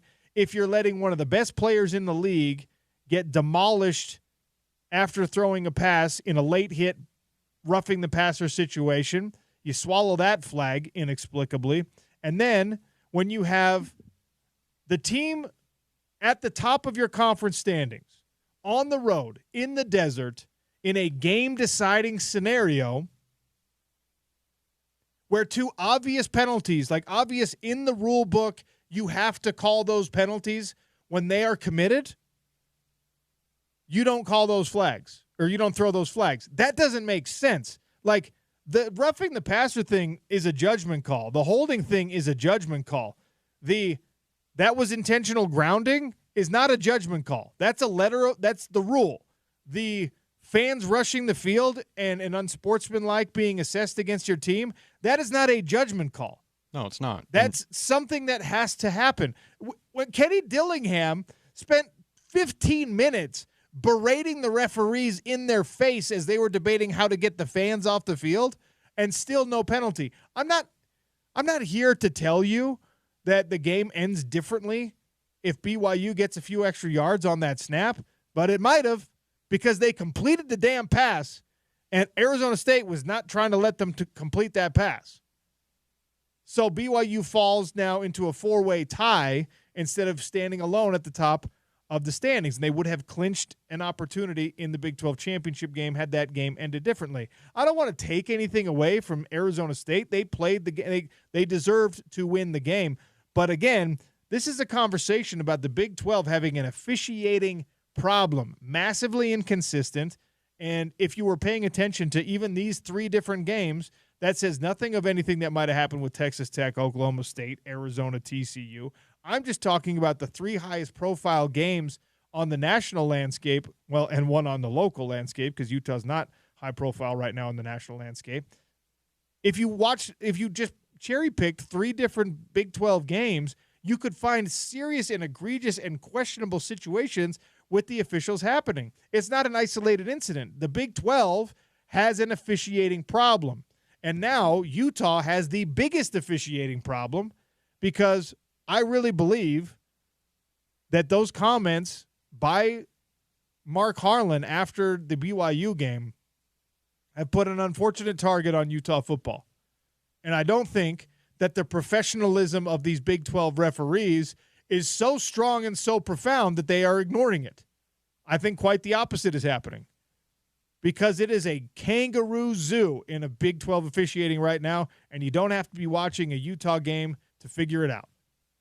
This conference's officials stink, and they're inconsistent, and that's going to be a major problem for Brett Yormark to have to address in the offseason. When you are a one-bid league especially, you really have to take a look at all the minute and granular detail type stuff.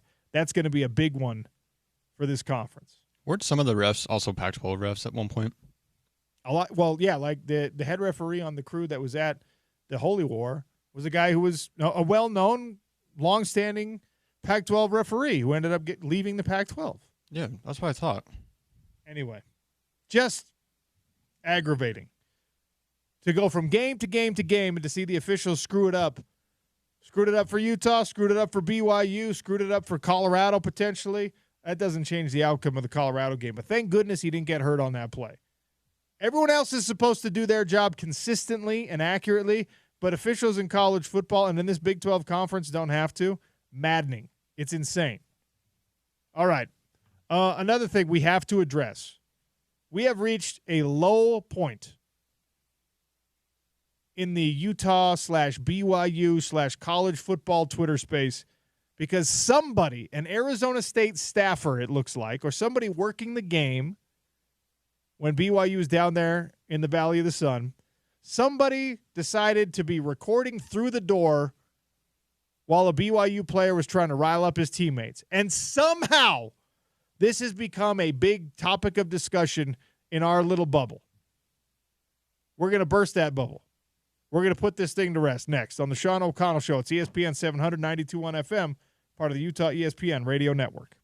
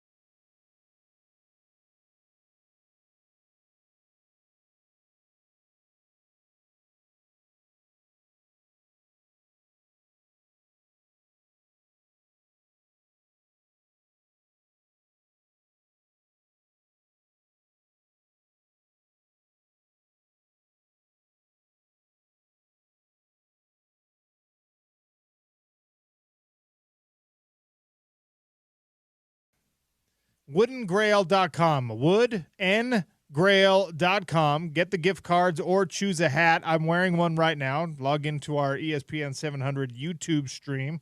You can check out the bright red suede, the U hat that I have on. Super high quality, great price, locally made. They've got Utes, they've got Cougs, they've got Wolverines, they've got Aggies, a little bit of everything. If you're a Big 12 fan outside of the state of Utah, they even have some Kansas State options for you.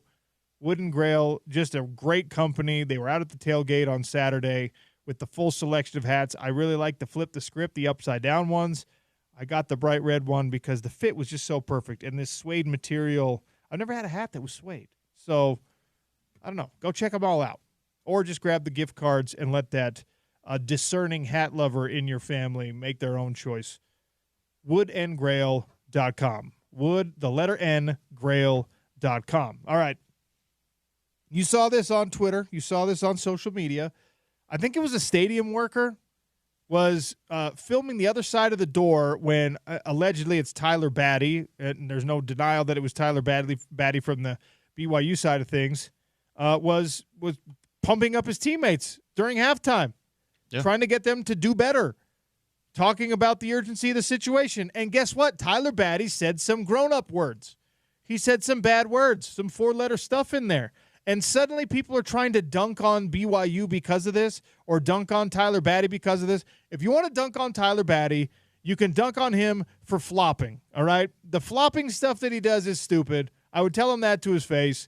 Other than that, he's a phenomenal player. By all accounts, he's an incredible person.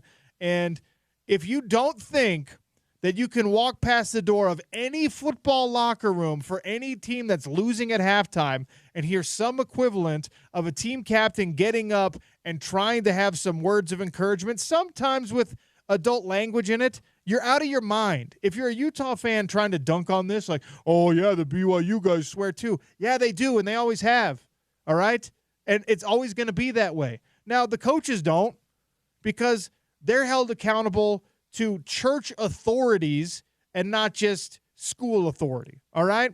So Kalani Sitake, who when he was at the University of Utah and when he was a player himself and when he was in the NFL, probably occasionally used some colorful language. Yeah, he's cleaned it up a little bit. And if you want to dunk on him for that, knock it off. He's doing what is required of him to hold the position that takes care of himself, his family, a bunch of his friends, his brother, all of these people. He's doing what he's supposed to do as the BYU head coach. And Tyler Batty is doing exactly what he's supposed to do as a team captain when his team is giving less than an ideal effort in a crucial road game. He's going in at halftime, and he's trying to tell them something that will inspire them. And guess what? They came out at halftime and played a heck of a lot better. Yeah, I was about to say that. It's like we saw the first half versus the second half. Maybe he didn't get the credit for that. Maybe he doesn't get the credit for that.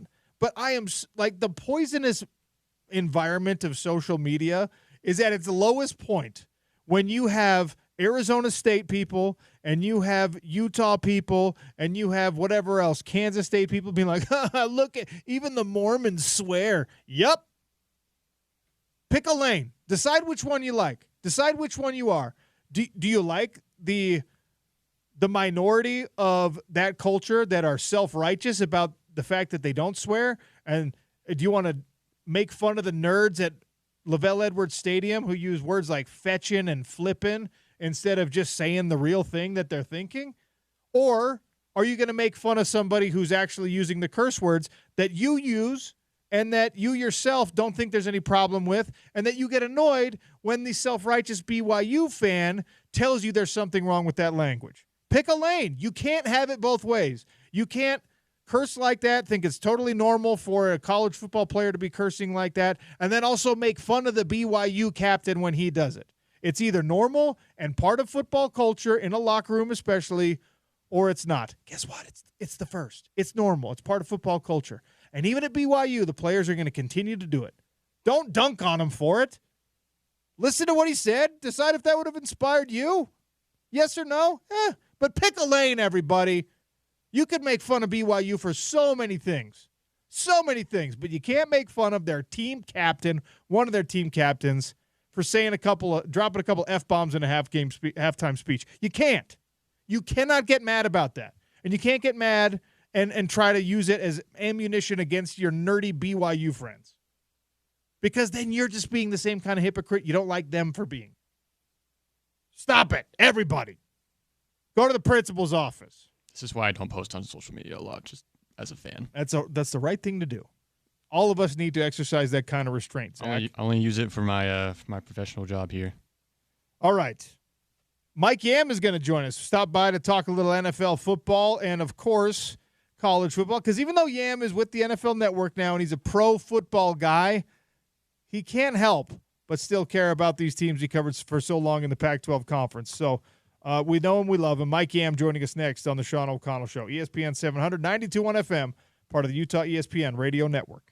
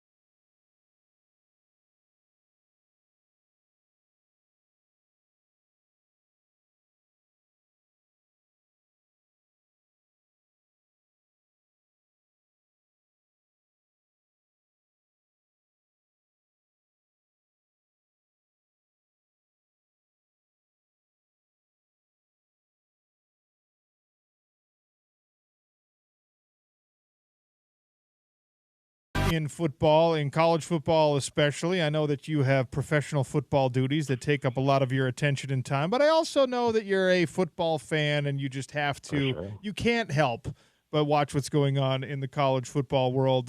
This 12-team playoff has really made it so fascinating to watch, an entire region melt down when, 3 teams from the SEC effectively eliminated themselves from playoff contention this past weekend. And, of course, the narrative will change again next weekend. But, how much fun has it been for you to watch this changed landscape?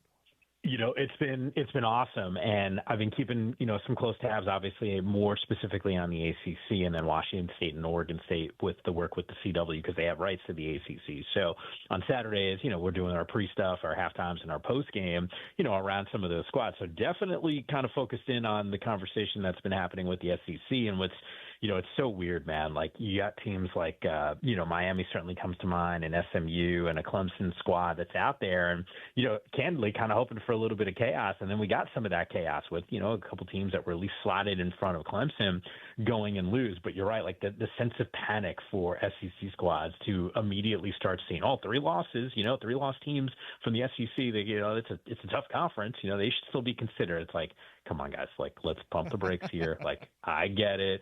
You guys have had, the big bad SEC for years, and, it's so tough and it means more in our conference than the whole thing. But you're right, man. I'm smiling ear to ear. So I'm seeing some of the chaos. It's really interesting because this case was built like, hey, let's do a 12-team playoff to increase access. And then in a year where it is going to increase access because teams like Boise State have a real shot, and teams like Tulane have a real shot, and SMU's got a real shot, and then all the powers that be are just like, wait, we actually – and Indiana, like even though you're in the right conference, you're the wrong team from the right conference. So it's funny to watch kind of the reaction because people are like, no, that's not what we meant when we meant increased access. We meant increased access for the teams we already like. Totally. And, that's the thing about all this stuff. And look, I know you'd made reference to, Sunday football with the NFL. I think there's some parallels here, right? Where before the season starts, and Sean, you know this, man, like we've worked together in the past, what happens before the season, the rough days of the summer where you're coming up with topics, trying to figure out, what's going to happen. Like we just speculate, right? Like what do we really know? Like nothing until the games actually happen.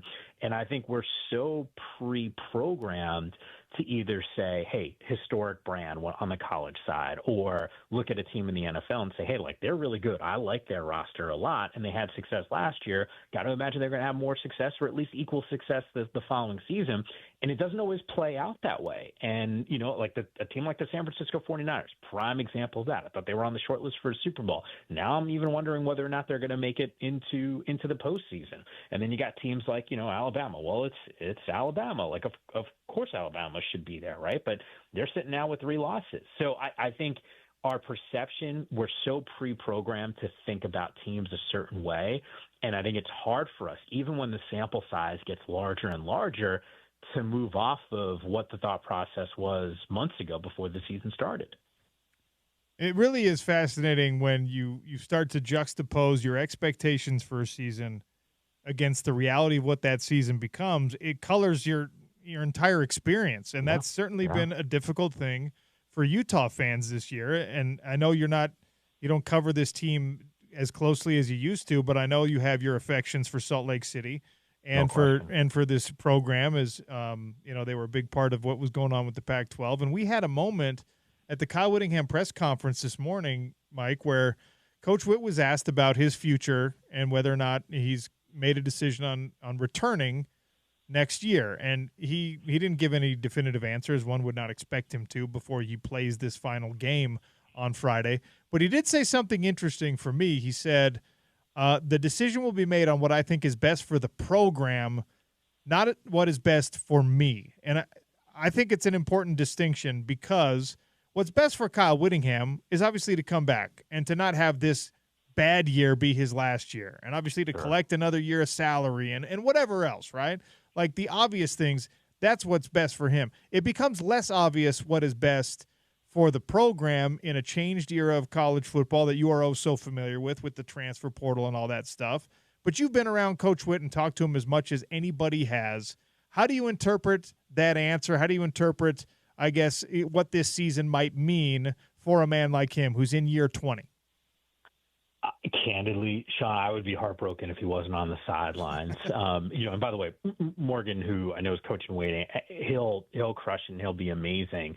But I couldn't help but notice, and you're right, like I do have an affinity for that program, and certainly have kept some tabs on it and make sure that their game is up on one of the 8 monitors when I'm in the CW studios, because I want to see how Witt's doing. I think how he's built this program is the model for how other universities should go and operate. And once again, I totally understand this is not, the way the season was supposed to play out. And candidly, I thought they would win the conference. That hasn't happened. Injuries happen across the board for a lot of teams in college and a lot of teams in the NFL. But it would be a shame for this to be the last season, because I think the world of not only his acumen as a coach, but, just the philosophy. I mean, Utah's always been just sort of like a tough team. Yeah, that's kind of how you think about them. And to see some of the struggles this season, no question, hard to watch, unexpected as well. How many games in a row is it? It's like 6-7 losses, something along those lines. It's 7. It's the longest losing streak of his career. He's on his way to only his 3rd losing season as a head coach out of 20 years. Yeah.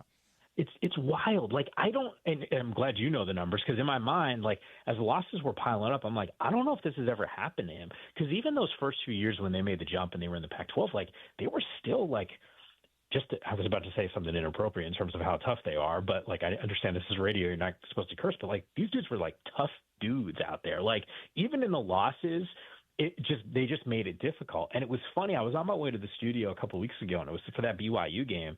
And I think I was working with Eric Coleman, who obviously used to play at Washington State, or maybe it was Bumpus, both Washington State guys who were my analysts over at the CW. And I turned to both of them. I was like, like, Utah's beating BYU. Like, they're going to beat these dudes. And, obviously it didn't happen. It was a close game, and, a little controversy as well. But I think it's a testament to, even when the season's not going great and they're trying to overcome some of these injuries, this program is knocking on the door and still right there. I mean, even just watching, the matchup over the weekend against Iowa State, like, I was kind of dipping in and out of that game, and I'm thinking, like, they're still hanging tough here, and I see it on his face. I know it's a struggle for him, but once again, would be heartbroken if he wasn't there next season. Mike Yam is my guest here on the Sean O'Connell Show, talking a little college football, even though Mike spends a lot of his time covering the pro game. I do want to keep picking your brain a little bit about college ball here, because right now the Big 12 Conference, who we're paying so close attention to in this world of Utah and BYU and such, 4-way tie at the top of the conference, and we got to see how things play out. There's still actually 9 teams in the conference with at least a small mathematical possibility of making it to the conference championship game, which is just absolutely insane with only 1 week left to play. Bonkers. But look, this is the new landscape. This is the expanded college football playoff, and we all have our opinions about, well, look, television wants it to be Colorado versus somebody, and Colorado to be the playoff team. Kenny Dillingham and Arizona State are a great story. I love the idea that it's Colorado versus Arizona State potentially, and everyone who was crapping on the Pac-12 conference has to look around and be like, well, geez, Oregon's in the Big 10 championship, and the Big 12 championship is now 2 Pac-12 bottom dwellers squaring off against one another. It would be great for everyone. In the ACC, Mike Yam, what's the ideal outcome? Is it the low-hanging fruit? Is it just like get Miami in there? Look, I think most people on that side of the country, and certainly in those conferences' office, would love to see Miami be the team, especially because of what Cristobal has been able to build. You see, kind of even poaching some players. Cam Ward on the short list for a Heisman, and SMU has already punched their ticket. They're going to be playing in Charlotte for that Pac-12 for that ACC championship game. And Miami, all I need to do is just kind of handle business here. Clemson's looming. I think what's really fascinating right now is what happens coming off that game, right? Like, let's just say hypothetically, the winner of that game we know is going to be in. Clemson, they're done in terms of league play. They're sitting at 9-2. They got a game against a pretty tough opponent in South Carolina. They go and win that one. I'm wondering, like, why not that squad being one of those other at-large teams? And I think, the albatross of week number 1, it's not just the loss that they had against Georgia, it's how they looked against that Georgia squad. I think there's some concerns and some doubts on do they belong? But Dabo, look, I mean, I remember national championships with Dabo on the sideline. Like this program is not far removed from those days. So I think best case scenario, it's a 2-team conference that's going to be able to punch a ticket. And by the way, some of these losses, that chaos that I was alluding to that we saw, like an Ole Miss, for example, dropping, they were in front of them. Colorado, one of those other teams that was in front of them in those college football playoff rankings, them losing as well. Alabama obviously losing. I think where Bama and Clemson sit, tomorrow night, I think is going to be one of those fascinating stories. All right, before I let you go, because I know you're a busy man, a Heisman Trophy should go to blank. Wow. Look, I think Cam Ward's going to be on that list. Travis Hunter for sure. I think Ward for me is probably 3. Genty, I get it. It's Boise State. Maybe I'm looking at like this for those West Coast glasses that I'm rocking right now. But it's hard for me to imagine the dominance that he's had at that position, even just from a statistical standpoint. You think about all the games he didn't even finish because they had such a gigantic lead. What those numbers would actually look like. Complete game changer. I think there's an opportunity for him to be a top 10 pick in the NFL draft, depending on how things fall. He's that dangerous in that backfield. That said, the two-way impact of Hunter to me might be a little hard to overcome, but those two guys for me are 1 and 2 or maybe 1A, 1B, with Cam Ward being either 2 or 3. That's kind of how I come out on it. I think it's got to be Travis Hunter because if you're all conference or even all American level on two sides of the ball, come on. But a compelling case can be made for 3 or 4 players. Even Shador, I think, is maybe going to get an invite. So we'll see how it plays out. Mike, I'll cut you loose. Always appreciate your time. Thank you, sir. You're the best, man. I always appreciate it. Looking forward to doing it again. We can talk some NFL as well, and we'll have we'll get a little clarity on how this thing is going to play out for college football fans over the next couple of weeks, man. Mike Yam, NFL Network, CW, on some of the ACC coverage, and I just tweeted a link to his children's book, Fried Rice and Marinara. My daughters legitimately love the book. If you have kids, especially young kids, you should go buy this book, especially because we all love Mike Yam, and he's the one who wrote it. I don't know what kind of royalties he's getting. I hope it makes him rich because it's a great book. He's a great dude.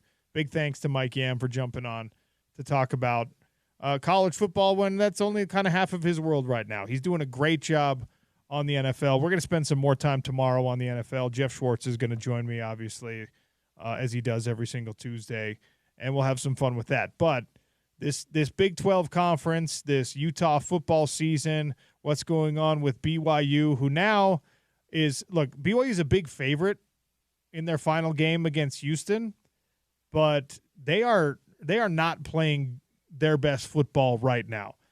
We talk about the end of a year in any sport, and you want to be kind of rounding into form. You want to be playing your best ball, and right now BYU is going the wrong way.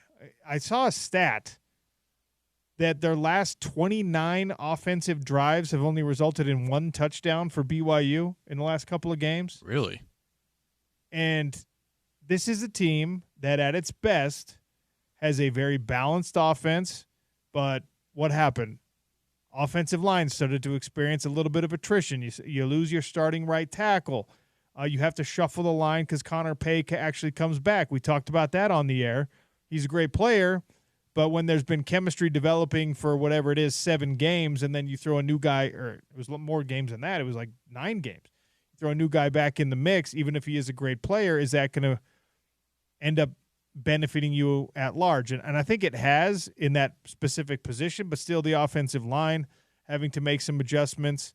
BYU has been very, very lucky with injury most of the year, and the timely recovery that has happened for them with bye weeks and such, even when they were without their top 2 running backs for a couple of weeks. They had a bye week, and they got everyone back, and Sione Moa performed admirably well when they were out. So now Jake Retzlaff is starting to look a little bit more like the Jake Retzlaff of last year.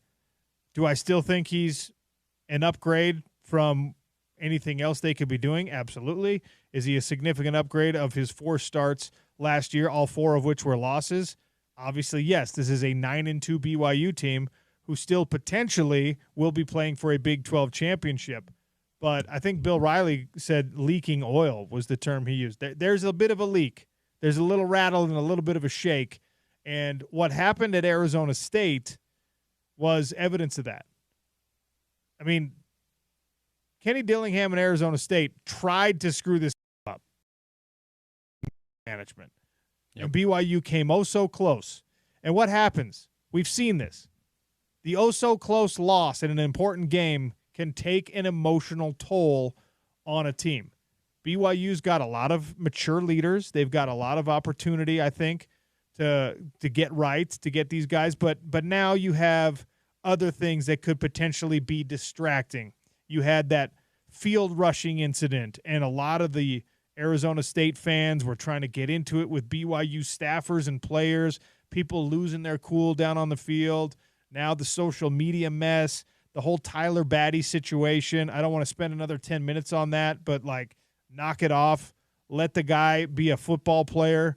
Don't worry about him being a BYU, clean-cut kid for 5 seconds. I sincerely hope, I haven't gone to Cougar Board or anything. I sincerely hope there's not a single BYU fan that's upset at hearing Tyler Batty using a couple bad words. That's just football. Like, I've witnessed one of my teammates do the same thing. He's Mormon. Like, come on. I mean, look, yes, we know that there's a standard, and that standard should be upheld as often as possible, but we also know that there's wiggle room and that you can't be expected when you're a player, when you're a young person, to uphold some ridiculous and unrealistic, in my opinion, standard all the time. I don't think that bad language is a testament to character one way or another. I just don't. I mean, some people use it as a bit of a crutch. I know that I do sometimes. Is it something I'm proud of? No. Do I think I'm a bad person because sometimes I use bad words? No. Do I think Tyler Batty is not what you thought he was as a BYU football player because we heard him curse?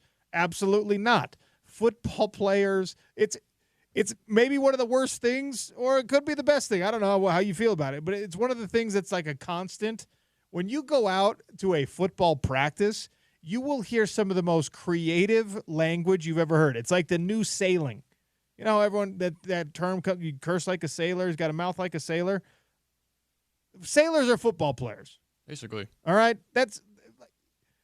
I used to be absolutely amazed by when coaches who were just like blistering tirades of obscenity during practice, and then the media would show up at the end, and they would somehow be able to shut that off. I'd be like, how do you do that?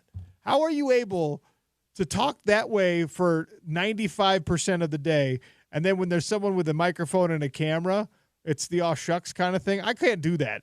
Not as well as they could anyway. But BYU now is in a situation where they have they're showing some rust on the armor, right? Yeah. A team that started so hot and that jumped out to this incredible run of 9 straight wins and was one of the surprise teams not only in the conference but in the country, now has lost back-to-back games and is going to have to stop the bleeding and also hope for some help. Yeah, and the other thing, too, is that BYU has not scored more than 28 points in the last 3 games. That's another thing, because their season high was averaging around 30, 40 points a game. Yeah, when they came into the Utah game, they were at 34 points a game. And now, they're not scoring at that clip. And Darius Lassiter has had some unexplainable drops. And you haven't had quite as much of a consistent 1-2 punch out of Martin and Ropati. And that could be an injury situation. These guys have, like I said, stayed relatively healthy, but when you're talking about a team that relies mostly on starters on offense, right? They don't have quite as much of a depth rotation on offense. Now you're looking at, well, okay, are these running backs 100% of themselves? Are they 85% of themselves? Where's the threshold where you start to go back to people like Moa, where you start to give an opportunity for somebody else to be a contributor? With only 1 game left, of course, everyone's like, no, like I'm gonna play because we still have a chance to make it to the Big 12 championship game. But BYU is part of a 4-team tie at the top, and right now, if everybody wins, that's tied, BYU's out. So BYU fans are now rooting for other teams while also rooting for their team. And we've seen Utah in this situation a couple of seasons ago. The last Pac-12 championship was one that you needed help from other people. And you actually needed some pretty unlikely results to happen, and they did. So I'm not losing hope if I'm a BYU fan, but if I'm out there, I'm looking at it and I'm saying, hey, what's been going wrong these past couple of weeks? Look, Houston, they've got a couple of interesting weapons. They don't have a Cam Scatterbo, who is perhaps the most underappreciated player in all of college football. He's going to be a good professional player too, for sure. I hope he gets an opportunity to be a good professional player. Me too. He is 28 carries, 147 yards, and 3 touchdowns. And by the way, in that game against BYU, he resorted to Cam Scatterbo was having to go and push people off of the field. Mm-hmm. This is a team captain, superstar, like a dude whose entire efforts should be put only into the game. And because the field management, the crisis management, the rushing of the field got so out of hand at Arizona State, it took so long to get the student body off the field. Cam Scatterbo had to be like, hey guys, seriously, you gotta go. You got to leave. The cameras were zooming in on him. Like you could see trying to be nice, but also trying to be stern because people were just like, oh my gosh, it's number 4. Hello. And he's like, yeah, go get off the field. We have to finish this game. Back up. And that's what happened. Yeah. They finished it. And now BYU 2 losses in a row. And they were punished excessively, I thought, by 1 loss by the College Football Playoff Committee in those rankings. Mm-hmm. I wouldn't be surprised to see them fall all the way out after losing to Arizona State. They shouldn't fall maybe to 20, but because this committee seems to really dislike BYU, I don't know that they'll even be in it. Yeah, I agree. And 2 things. One, Cam Scatterbo's play style kind of reminds me of Marshawn Lynch a little bit too. I guess BYU's also having a cleat problem, molded cleats versus the screw-in cleats, something like that as well. Oh yeah, they can't decide what cleats they want to wear. No, I mean I produce for the brother station 960 as well, and group chats just popping off like cleats. That's really interesting. Yeah, at least they have the option. That's one thing Under Armour does not do well is the cleats. No, so it's a luxury you have, BYU fans and players, to have to decide which of your awesome Nike cleats are going to be better suited for which turf that you're playing on. So BYU Houston, but they do not control their destiny. They're going to need help with some other results if they want to make it to the Big 12 championship game. All right, I proposed a question at the start of the show based on the Kyle Whittingham press conference, and we're going to revisit that a little bit. I want to open the text line again at 877-353-0700. Kyle Whittingham said that he's going to make his decision on coaching next year or not on what is best for the team, not what is best for him. So I just posed the question on Twitter, and I put it out there on the text line, and I'm doing so again. What is in the best interest of Utah football? Kyle Whittingham retiring after coaching his final game this coming Friday, or returning in 2025? Simple question. I think a pretty complicated answer. We'll get to some of that in just a second. Also, want to remind you, it's been a really nice couple of days in Salt Lake City, but the cold weather is here, and the weather is coming, and the rain is coming, and the snow, and the freezing ice, and all the things that are going to make you realize, man, I should have replaced my windows when the weather was still good. Get on the schedule right now with Advanced Window Products. 801-850-9100. The biggest discounts of the year are happening right now as long as you order 10 windows or more. They can do the window treatments, the window coverings.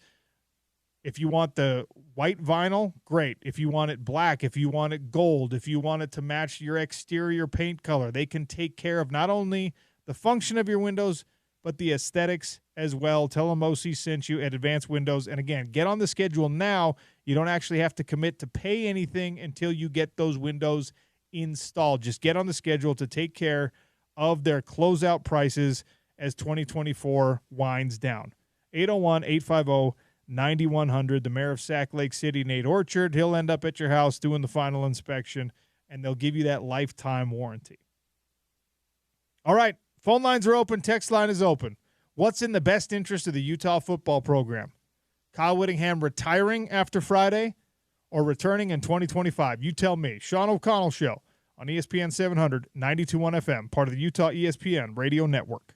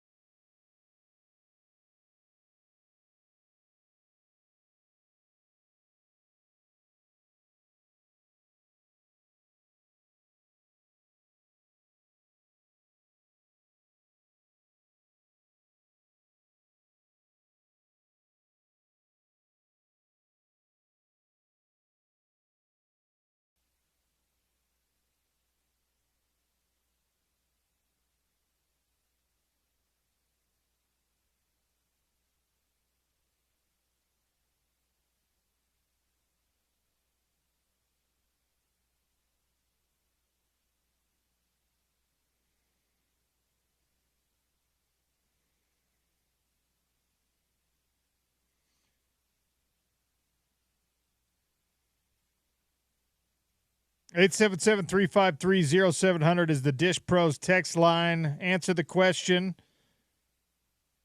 Kyle Whittingham says he will make his retirement decision based on what is best for the program, not what is best for him. Interpret that as you will, but also tell me what you think is in the best interest of the Utah football program. Coach Witt retiring after the UCF game or Coach Witt returning in 2025? I put the poll question out there on Twitter. Right now, 52%, just under 52, 51.7% of the votes say Witt retiring is in the best interest of Utah football. Witt returning getting 48.3% of those votes. Look, it's a binary question. He either moves on or he doesn't. Yes, he has that golden parachute type position in the athletic department, but he's not going to be meddling and interfering from that regard if he moves on from this job. So it'll be Morgan's to take over. It'll be Morgan's job to hire an offensive coordinator. It'll be Morgan's job to decide what parts of the Utah football culture remain intact and what they move on from. It'll be Morgan's job to convince whatever members of the collective, whatever donors are now responsible for making sure Utah stays competitive on the NIL front. It'll then become Morgan's job to make sure that those people believe in him and his vision and his cause and his ability to retain players and to recruit new players. I said it at the beginning of the show. Morgan Scalley is definitely the right guy, in my opinion, to take over when Coach Witt leaves. Whether or not now is the right time for that to happen is a different question. If you leave, if you're Kyle Whittingham and you say, all right, it didn't work out this year, I think it's in the best interest of the program that I move on now. I'm not adjusting as well as I thought I would to the transfer and to having to promise guys whatever and to whatever the case is. So, Morgan, you're going to take over off of a 4 or maybe 5 win season. That's not exactly an ideal scenario. Look, you never want to be the man that follows the man anyway. You don't want to be the man that follows the man after the man walks away and the roster disperses to the rest of the Big 12 conference. Guys right now are getting phone calls. Utah's best football players right now are getting big-time offers. They lost another high school recruit. They're going to lose more than that. Kyle Whittingham also said in the press conference today he anticipates bringing in 10 to 15 guys in the transfer portal. I promise you it's going to be way more than that. First of all, 10 to 15 guys in the transfer portal. You have 20-plus seniors moving on. You're going to get as many high school recruits as you think you need, but you also need players that can play immediately. You're not replacing Brant Keithy with a high school player. You're not replacing Cam Rising, if he decides to move on, with a high school player. You're not staying in the status quo at the quarterback position because Luke Batari's moving on, but also Isaac Wilson, Brandon Rose, rehabbing injuries. There's way too much uncertainty. So at the very minimum, you have to bring in a quarterback. You probably have to bring in 2. The wide receiver room, we'll see. There's some promising young talents. We saw a couple of those guys have their best games against Iowa State. Dadron Zipperer was shouted out by Coach. There's a couple individuals there that, you believe, you look at him, you say, all right, this kid can play. And I think there's more that have yet to see the field. However, you're not just going to, like, Dorian Singer moves on. He's out of eligibility. Let's see. Don't worry about anyone in the transfer portal. You're going to add someone in every single room in the transfer portal. Now, you got to be selective about it, and you got to try to prioritize quarterback on down. But the running back room was not deep at Utah this year. We thought it might be, but Jalen Glover already gone. Mike Mitchell didn't have a great year. I don't think he was able to stay healthy. Mekhi Bernard has been your only bright spot, but now every team knows that's all you've got. And Iowa State was just like, haha. Yeah. Run into this 8-man box, Mekhi. Good luck. Mm-hmm. He averaged 2.5 yards a carry against Iowa State because they knew what was coming. The offensive line was depleted as well. Guess what? You're probably going to have to replace some guys there. So this is a team that is going to have to fill a lot of holes. Yeah, and you and I talked about it last week, too, with the quarterbacks. John Mateer possibly transferring, a bunch of quarterbacks transferring. You and I talked about it last week a little bit. Yeah, you need to go get one of the best group of 5 quarterbacks out there, because you're not going to be able to. Utah does not have the reputation or the NIL funds to go and grab a Power 5 starter, a Power 4 starter who's on an elite level. You don't. The only way that you can get one of those guys is if it's kind of like a Jaden DeLaura situation from a couple of years ago when he was leaving Washington State. He was a little disgruntled, and Arizona was able to take advantage of that. That's your only hope, and that's not really the Utah way. No, it's not. So you're probably going to try to find someone who's either at an FCS school or I guess maybe a JUCO, but more likely you're going to try to go after one of those elite quarterbacks from the group of 5 level. But the problem with that is so is everybody else. Mm-hmm. So is everybody who's on your level. Now, Ohio State, they can afford to go after a Power 4 opponent's quarterback. Oregon can do that. USC can do that. Utah, there's no reason for us to believe that they'll be able to do that. So all of these things play into the conversation about, well, who should be the next guy, the next head coach? Is this a merry-go-round that Kyle Whittingham wants to continue to ride? Or is now the time for him to step away? And it's really hard for even the fan base to decide. We're split right down the middle here. Someone just texted in, what do I think about Noah Fafita? I think Noah Fafita is an awesome quarterback. He's probably going to stay in Arizona, though. I don't see him leaving Arizona. If he was going to leave Arizona, he would have left Arizona to go to Washington with Jed Fish last year. Yeah, exactly. Jed Fish wanted to take him, wanted to take Tetsuroa McMillan, wanted to take a lot of those Arizona guys, and Noah Fafita decided to stay. They felt like they had something brewing down there in Tucson. I felt like that too. Now, it didn't shake out that way, so maybe he's a little bit disgruntled with that situation now. But, again, like, he doesn't have enough eligibility left for you to say that that's a good long-term solution. Do you believe enough in the rest of the roster that you have coming back to say, all right, we'll take a 1-year rental on a guy? And what is the Cam Rising situation going to be? We don't know. Kyle Whittingham said in the press conference today he and Cam are going to have a conversation about that. I will say this. Cam needs to not make an announcement one way or another until after you've already got high school signing day done and you've got the transfer portal commit in the building. Yep. And you need Cam Rising to be like super mysterious and quiet about what he wants to do if there's a possibility he's coming back to Utah. If he's going off to the NFL, do your thing. But Cam needs to not be a deterrent for new recruits. Cam needs to not be a deterrent for transfer portal quarterbacks, because nobody wanted to come here last year knowing that a healthy Cam Rising is absolutely not going to lose that job. And that would be, by the way, how you would advise your cousin, your son, your daughter, your whatever. Like, don't try to go take the job from the established person in the job. Go somewhere where there's a better opportunity. So all of this, again, falls into the decision-making process of Kyle Whittingham.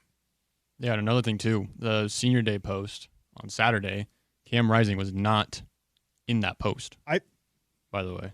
The conspiracy side of me is starting to think that Cam might be contemplating one more run at Utah. That's what I was thinking, too. That's my conspiracy theory as well. However, there's a lot that plays into that. And I asked Cam straight up if he was going to do any of it, and he just didn't respond. So we'll see. Here's remaining mysterious. Be as mysterious as you want, Cam. Just don't give an answer until the guy who's going to replace you someday is already in the building. Yep. Make sure that sophomore quarterback from North Texas is already on campus and is already committed and has already received his free truck and his first check, and then you can say, hey, by the way, I'm coming back too. All right. 877-353-0700. Tell me if you think Kyle Whittingham coming back is in the best interest of the program, or him leaving is in the best interest of the program. This can't be a serious thing. This can't be a real answer.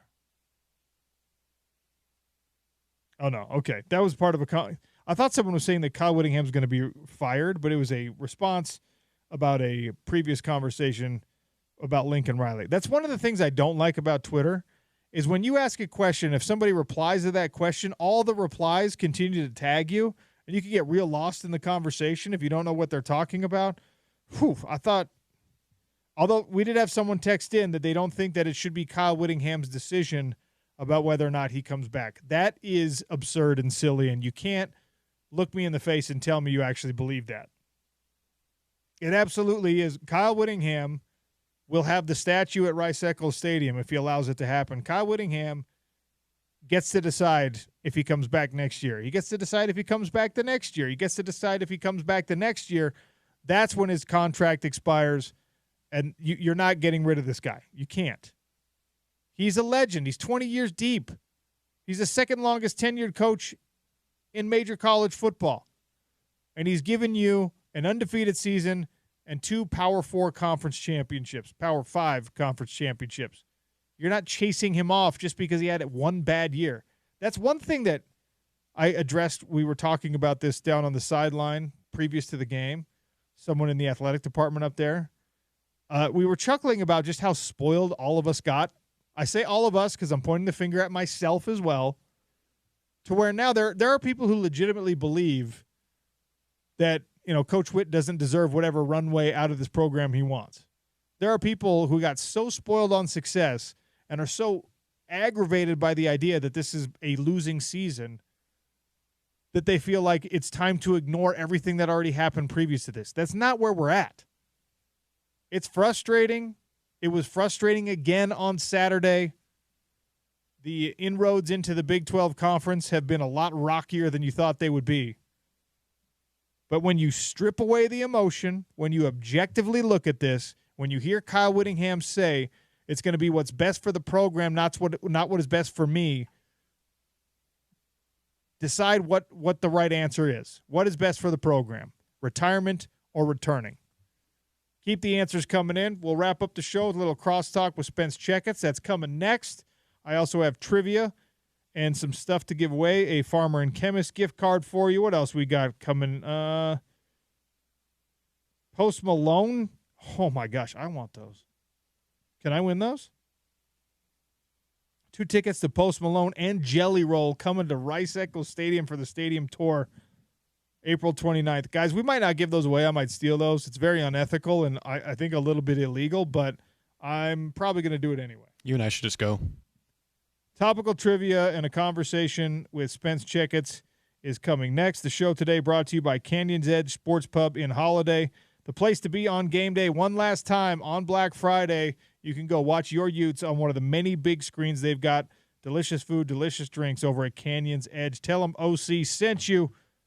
Closing it out next on ESPN 700 and 92.1 FM, part of the Utah ESPN Radio Network.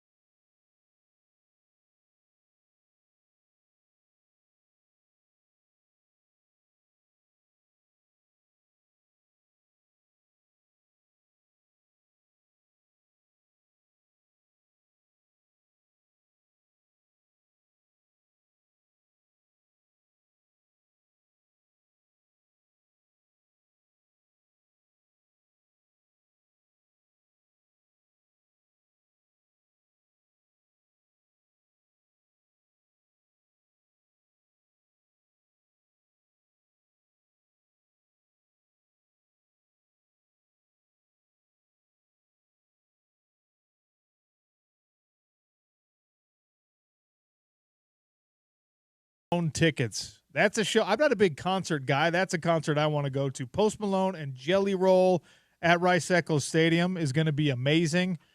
If no one allows me to steal these tickets, I'm just going to sit out on my deck and listen to it. That's a flex on all of you who don't live close enough to the stadium to do that. All right. The Heisman Trophy conversation is starting to take shape. Ashton Jeanty of Boise State is the leading rusher in the country. He eclipsed a very significant landmark this weekend by going over 2,000 yards. He's technically in striking distance of Barry Sanders' all-time rushing record, collegiate all-time rushing record. Give me the number Ashton Jeanty would have to accumulate from today until the end of the season to break Barry Sanders' all-time record. And we'll give you some Post Malone tickets. You're going to have to do a little homework there. No one knows that off the top of their head. That's the point. 877-353-0700 for a great prize in trivia. What is the gap between where Ashton Jeanty is at right now and the all-time rushing record? How many more yards does he need? He might have plenty of games to do it if they can make a playoff. We'll see. The Drive with Spence Checketts is coming on ESPN 700 and 92.1 FM. Spence Checketts is here with me on a Monday. How are you? Is Jelly Roll is he a rapper or is he a singer? He's a country guy. So he's a country music singer. What happened? You just turned his mic off. What happened? Hello. You know what? I dream of a day when us as hosts have control over our microphones. If that's one Christmas wish, that's not to do the Steve Martin old Saturday Night Live. If I had one wish for Christmas, peace on earth. I can't repeat the rest. It's not for on air. But my sincere Christmas wish, Santa, if you're listening, is as a radio host to be able to turn my microphone on and off. No, sorry. Okay. Can't. Lump of coal, once again, yes. for me. I'm used to it. You're on the naughty list, Spence. A lot of coal over the years, Sean. It's all good. No, Jelly Roll is actually an enormously obese, face-tatted country star, which is not something you used to see. Because I saw a social clip of his. I know he's huge, but I swear in the clip that I saw, he was doing like the sing-song rap / Yeah, he has a little bit of that. But he's got kind of like a cool, like bluesy. He's a great story, great musician. Can really sing. Beautiful. I like the lyrics of a lot of his songs. I am not a big music guy. Mm-hmm. He's probably the only artist I've kind of jumped on the bandwagon in literally like the last 5 years. Nice. I don't know anyone else. Post Malone's talent shocks me all the time. Like I'll hear a new song. I'm like, wait, is that? And he plays the guitar and he raps and he sings, like multifaceted. I also will be in my backyard listening to the concert. Let me flex alongside of you. Look at us. We live close enough to that we can do that. How did you digest what I perceive to be one of the craziest football weekends I've seen in a long, long time? The same way a lot of people did. Just shook my head and laughed and like, wow, Wild. This is crazy. Yeah. And it's so funny because, last weekend when I heard Lane Kiffin, or I should say last week, when I heard Lane Kiffin be like, none of us in the SEC even want to be in the SEC championship game because it's going to knock us out of playoff contention. I was like, did we just ruin college football on accident by expanding this playoff? And then you see those guys, they didn't take care of business in the regular season. Yep. Lane, you don't have to worry about it now. Yeah. And it's like, awesome. Colorado, BYU, aforementioned Ole Miss, Bama. There were like 5 or 6 teams that completely had their path paved, that totally laid an egg over the weekend. And the BYU one stings. Last year when Jake started, he was 0-4. And he just made so many mistakes. He has 4 games of 2+ interceptions, and his mistakes finally caught up with his team. I mean, and look, it's not in a vacuum, but that interception he threw on the final drive, and Jake did a great job to run back and make sure the kid didn't score to actually keep the game alive. But we finally are seeing some of those mistakes catch up with him, and there were so many people, guests that I had on my show or you would have on your show, and it's not disrespectful to Brigham Young. It's just like, all right, well, how good are they really? And how fortuitous have they been with some really, really lucky bounces?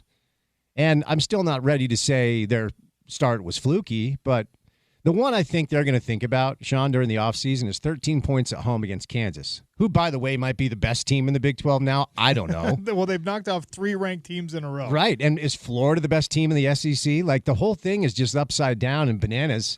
But it should make for a really fun final college football, regular season weekend. I am just sitting here stunned.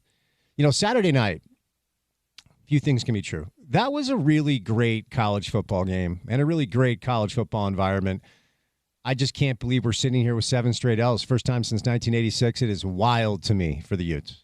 Yeah, it's sobering, and it's really unfortunate, especially for the senior class that was honored and, some of the guys that have battled so hard. And when you see how many guys have been injured and how many guys didn't play in that game because of injuries, guys who have been stalwarts and have been – it's just a bummer. It's a really unfortunate situation for the Utes, and now the Ferrari takes the keys. My guy, I've been calling for the Ferrari, let's be clear. Look, the Big 12 has an officiating problem. Oh, man. BYU has a turnover problem right now. Utah has a quarterback talent recognition problem. Mm-hmm. And that's something I put a poll question out there today of Brandon Rose comes in and it looks better. Yeah. Luke Batari comes in and it looks better. Why? Yeah, it's very fair. It's very fair to wonder if there was some sort of promise made to Isaac, right, prior to the season. And okay. Yeah. Because you got to do that. But why do you maintain any sort of illusion about that being the status quo when you owe to 84 other scholarship players on the team and a class of 20-plus seniors the best chance to win football games? And maybe the practice situation, again, we can't draw too many conclusions because maybe he made the significant strides in practice and was looking better in practice, and those yips come out in the game or whatever. But, it was night and day with the guy who's supposed to be your fifth-string quarterback. Yeah. No, it's fair. And, look, it's delicate for us because, obviously, we're both alums. You played there. I won 2 intramural basketball championships. It's not a big deal. It's not a big deal, but it is, though. And one was against the football team. Darnell Arsenal couldn't guard me. Anyway, and we're their broadcast partner, right? But ultimately, everything you're bringing up is so fair to talk about. And I guess the bottom line is the guy whose job that was to develop quarterbacks is no longer employed. So they did look at it and make a change. I'm just wondering if this is in a vacuum or if this is a problem now. Because if they lose against UCF on Friday, 8 straight L's, that's never happened for Utah football. And guess what? They put up 460 yards of offense a game with Golden Knights. Right. So yeah. The likelihood is that Utah is not going to come away from that one victorious. I wouldn't put money on them to do it. Every time they put Junior Tafuna on the dais after the game, my heart I want to cry. I'm like, you're crying, I'm crying. Stop crying now. You can, and then Connor O'Toole was next to him on Saturday night. Those 2 young men were so emotional, and you put everything into this thing, and I can't even imagine what it must be like to be on that team preseason when everybody's picking you to win the thing, when you're looking at a 12-team CFP. Because we'll look back on this era of Utah football and wonder, okay, 12-team CFP in 2019 or whatever, what does that look like? We thought they had everything in front of them. And to be a part of potentially the most disastrous season that Coach Witt has had, for those young men, that has to just be so gutting. And my heart just goes out to him, man. It really does. It's Saturday night was on a personal level, it was a good reminder. There's no such thing as a meaningless college football game. And I knew that. Yeah. Right? Because when I left the bigger school and went to a smaller school, the games meant more to me because I actually got to play. Sure. Yeah. So there's no such thing as a meaningless college football game. And you saw that in the Cal-Stanford game, right? I don't know if you saw the post game, the quarterback, Fernando Mendoza, bawling his eyes out. Yeah. And they did a great job of kind of capturing. There's no such thing as meaningless college football. And Connor O'Toole reminds you that, and Junior Tafuna reminds you that, and Mekhi Bernard limping around, still trying to play in what is not going to be a bowl game season. Yeah. Reminds you that. These guys, they care, even in that super disastrous year you're talking about. They care a lot. So fans are entitled to whatever reaction they want to have. But for me, it was just being up there again and taking advantage of and being grateful for one last time this year at least to be at Rice Eccles and to do this dream job. Yeah. I was like, all right, you know what? It's been a frustrating year, but it really ain't that bad. Yeah, and anybody who played, on any level and cared about it and loved it, and that became part of your identity, because when we're young, we all try to come up with some sort of identity to help us not get our ass kicked in high school and maybe date some girls and figure some things out.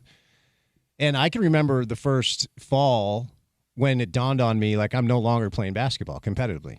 And I was 19. Like, I never played for anything that mattered outside of the intramural championships and a state title. It's not a big deal. I don't want to get into it. But these guys are now facing their reality, because not all, handful are going to go to the NFL. Handful with some a small handful. Yeah, and with some eligibility left, maybe you're going to go play college football somewhere. But after that L on Saturday, these guys know this week is their last week together, and that's heavy stuff, man. When that starts to settle in, and you realize you've got to find some other things to do to identify yourself with something different, as opposed to what you've identified yourself with, like, their entire lives, Pop Warner, right? And all these guys that play at such a high level at Utah and elsewhere, you were always the biggest, baddest dude on your team growing up, Pop Warner, junior high, high school, and boom, for the ones that aren't going on to play pro football, this week is the final week that they have of playing competitive football, and I bet that's just tearing them apart. I'm going to go sit in my car and cry while I listen to you. Please because do. You just reminded me that what those feelings were like back in the day. That's what I do, Sean. Yes. I want to process I want to do some trauma processing here during crosstalk. Stirring the emotions. Yep. All right, what's coming up on the drive? We have Steve Young on the show today. Excited to catch up with Steve Young right out of the gates. Tom Haberstroh for some NBA. We're going to replay Kyle's presser from earlier, as we are often wont to do on a Monday. Then Richard Smith and Chris Hill live in studio for an entire hour at 4 o'clock. So busy Monday show. Stay tuned for that. ESPN 792.1 FM, part of the Utah ESPN radio network. Sean O'Connell Show out. Have a good day, everybody.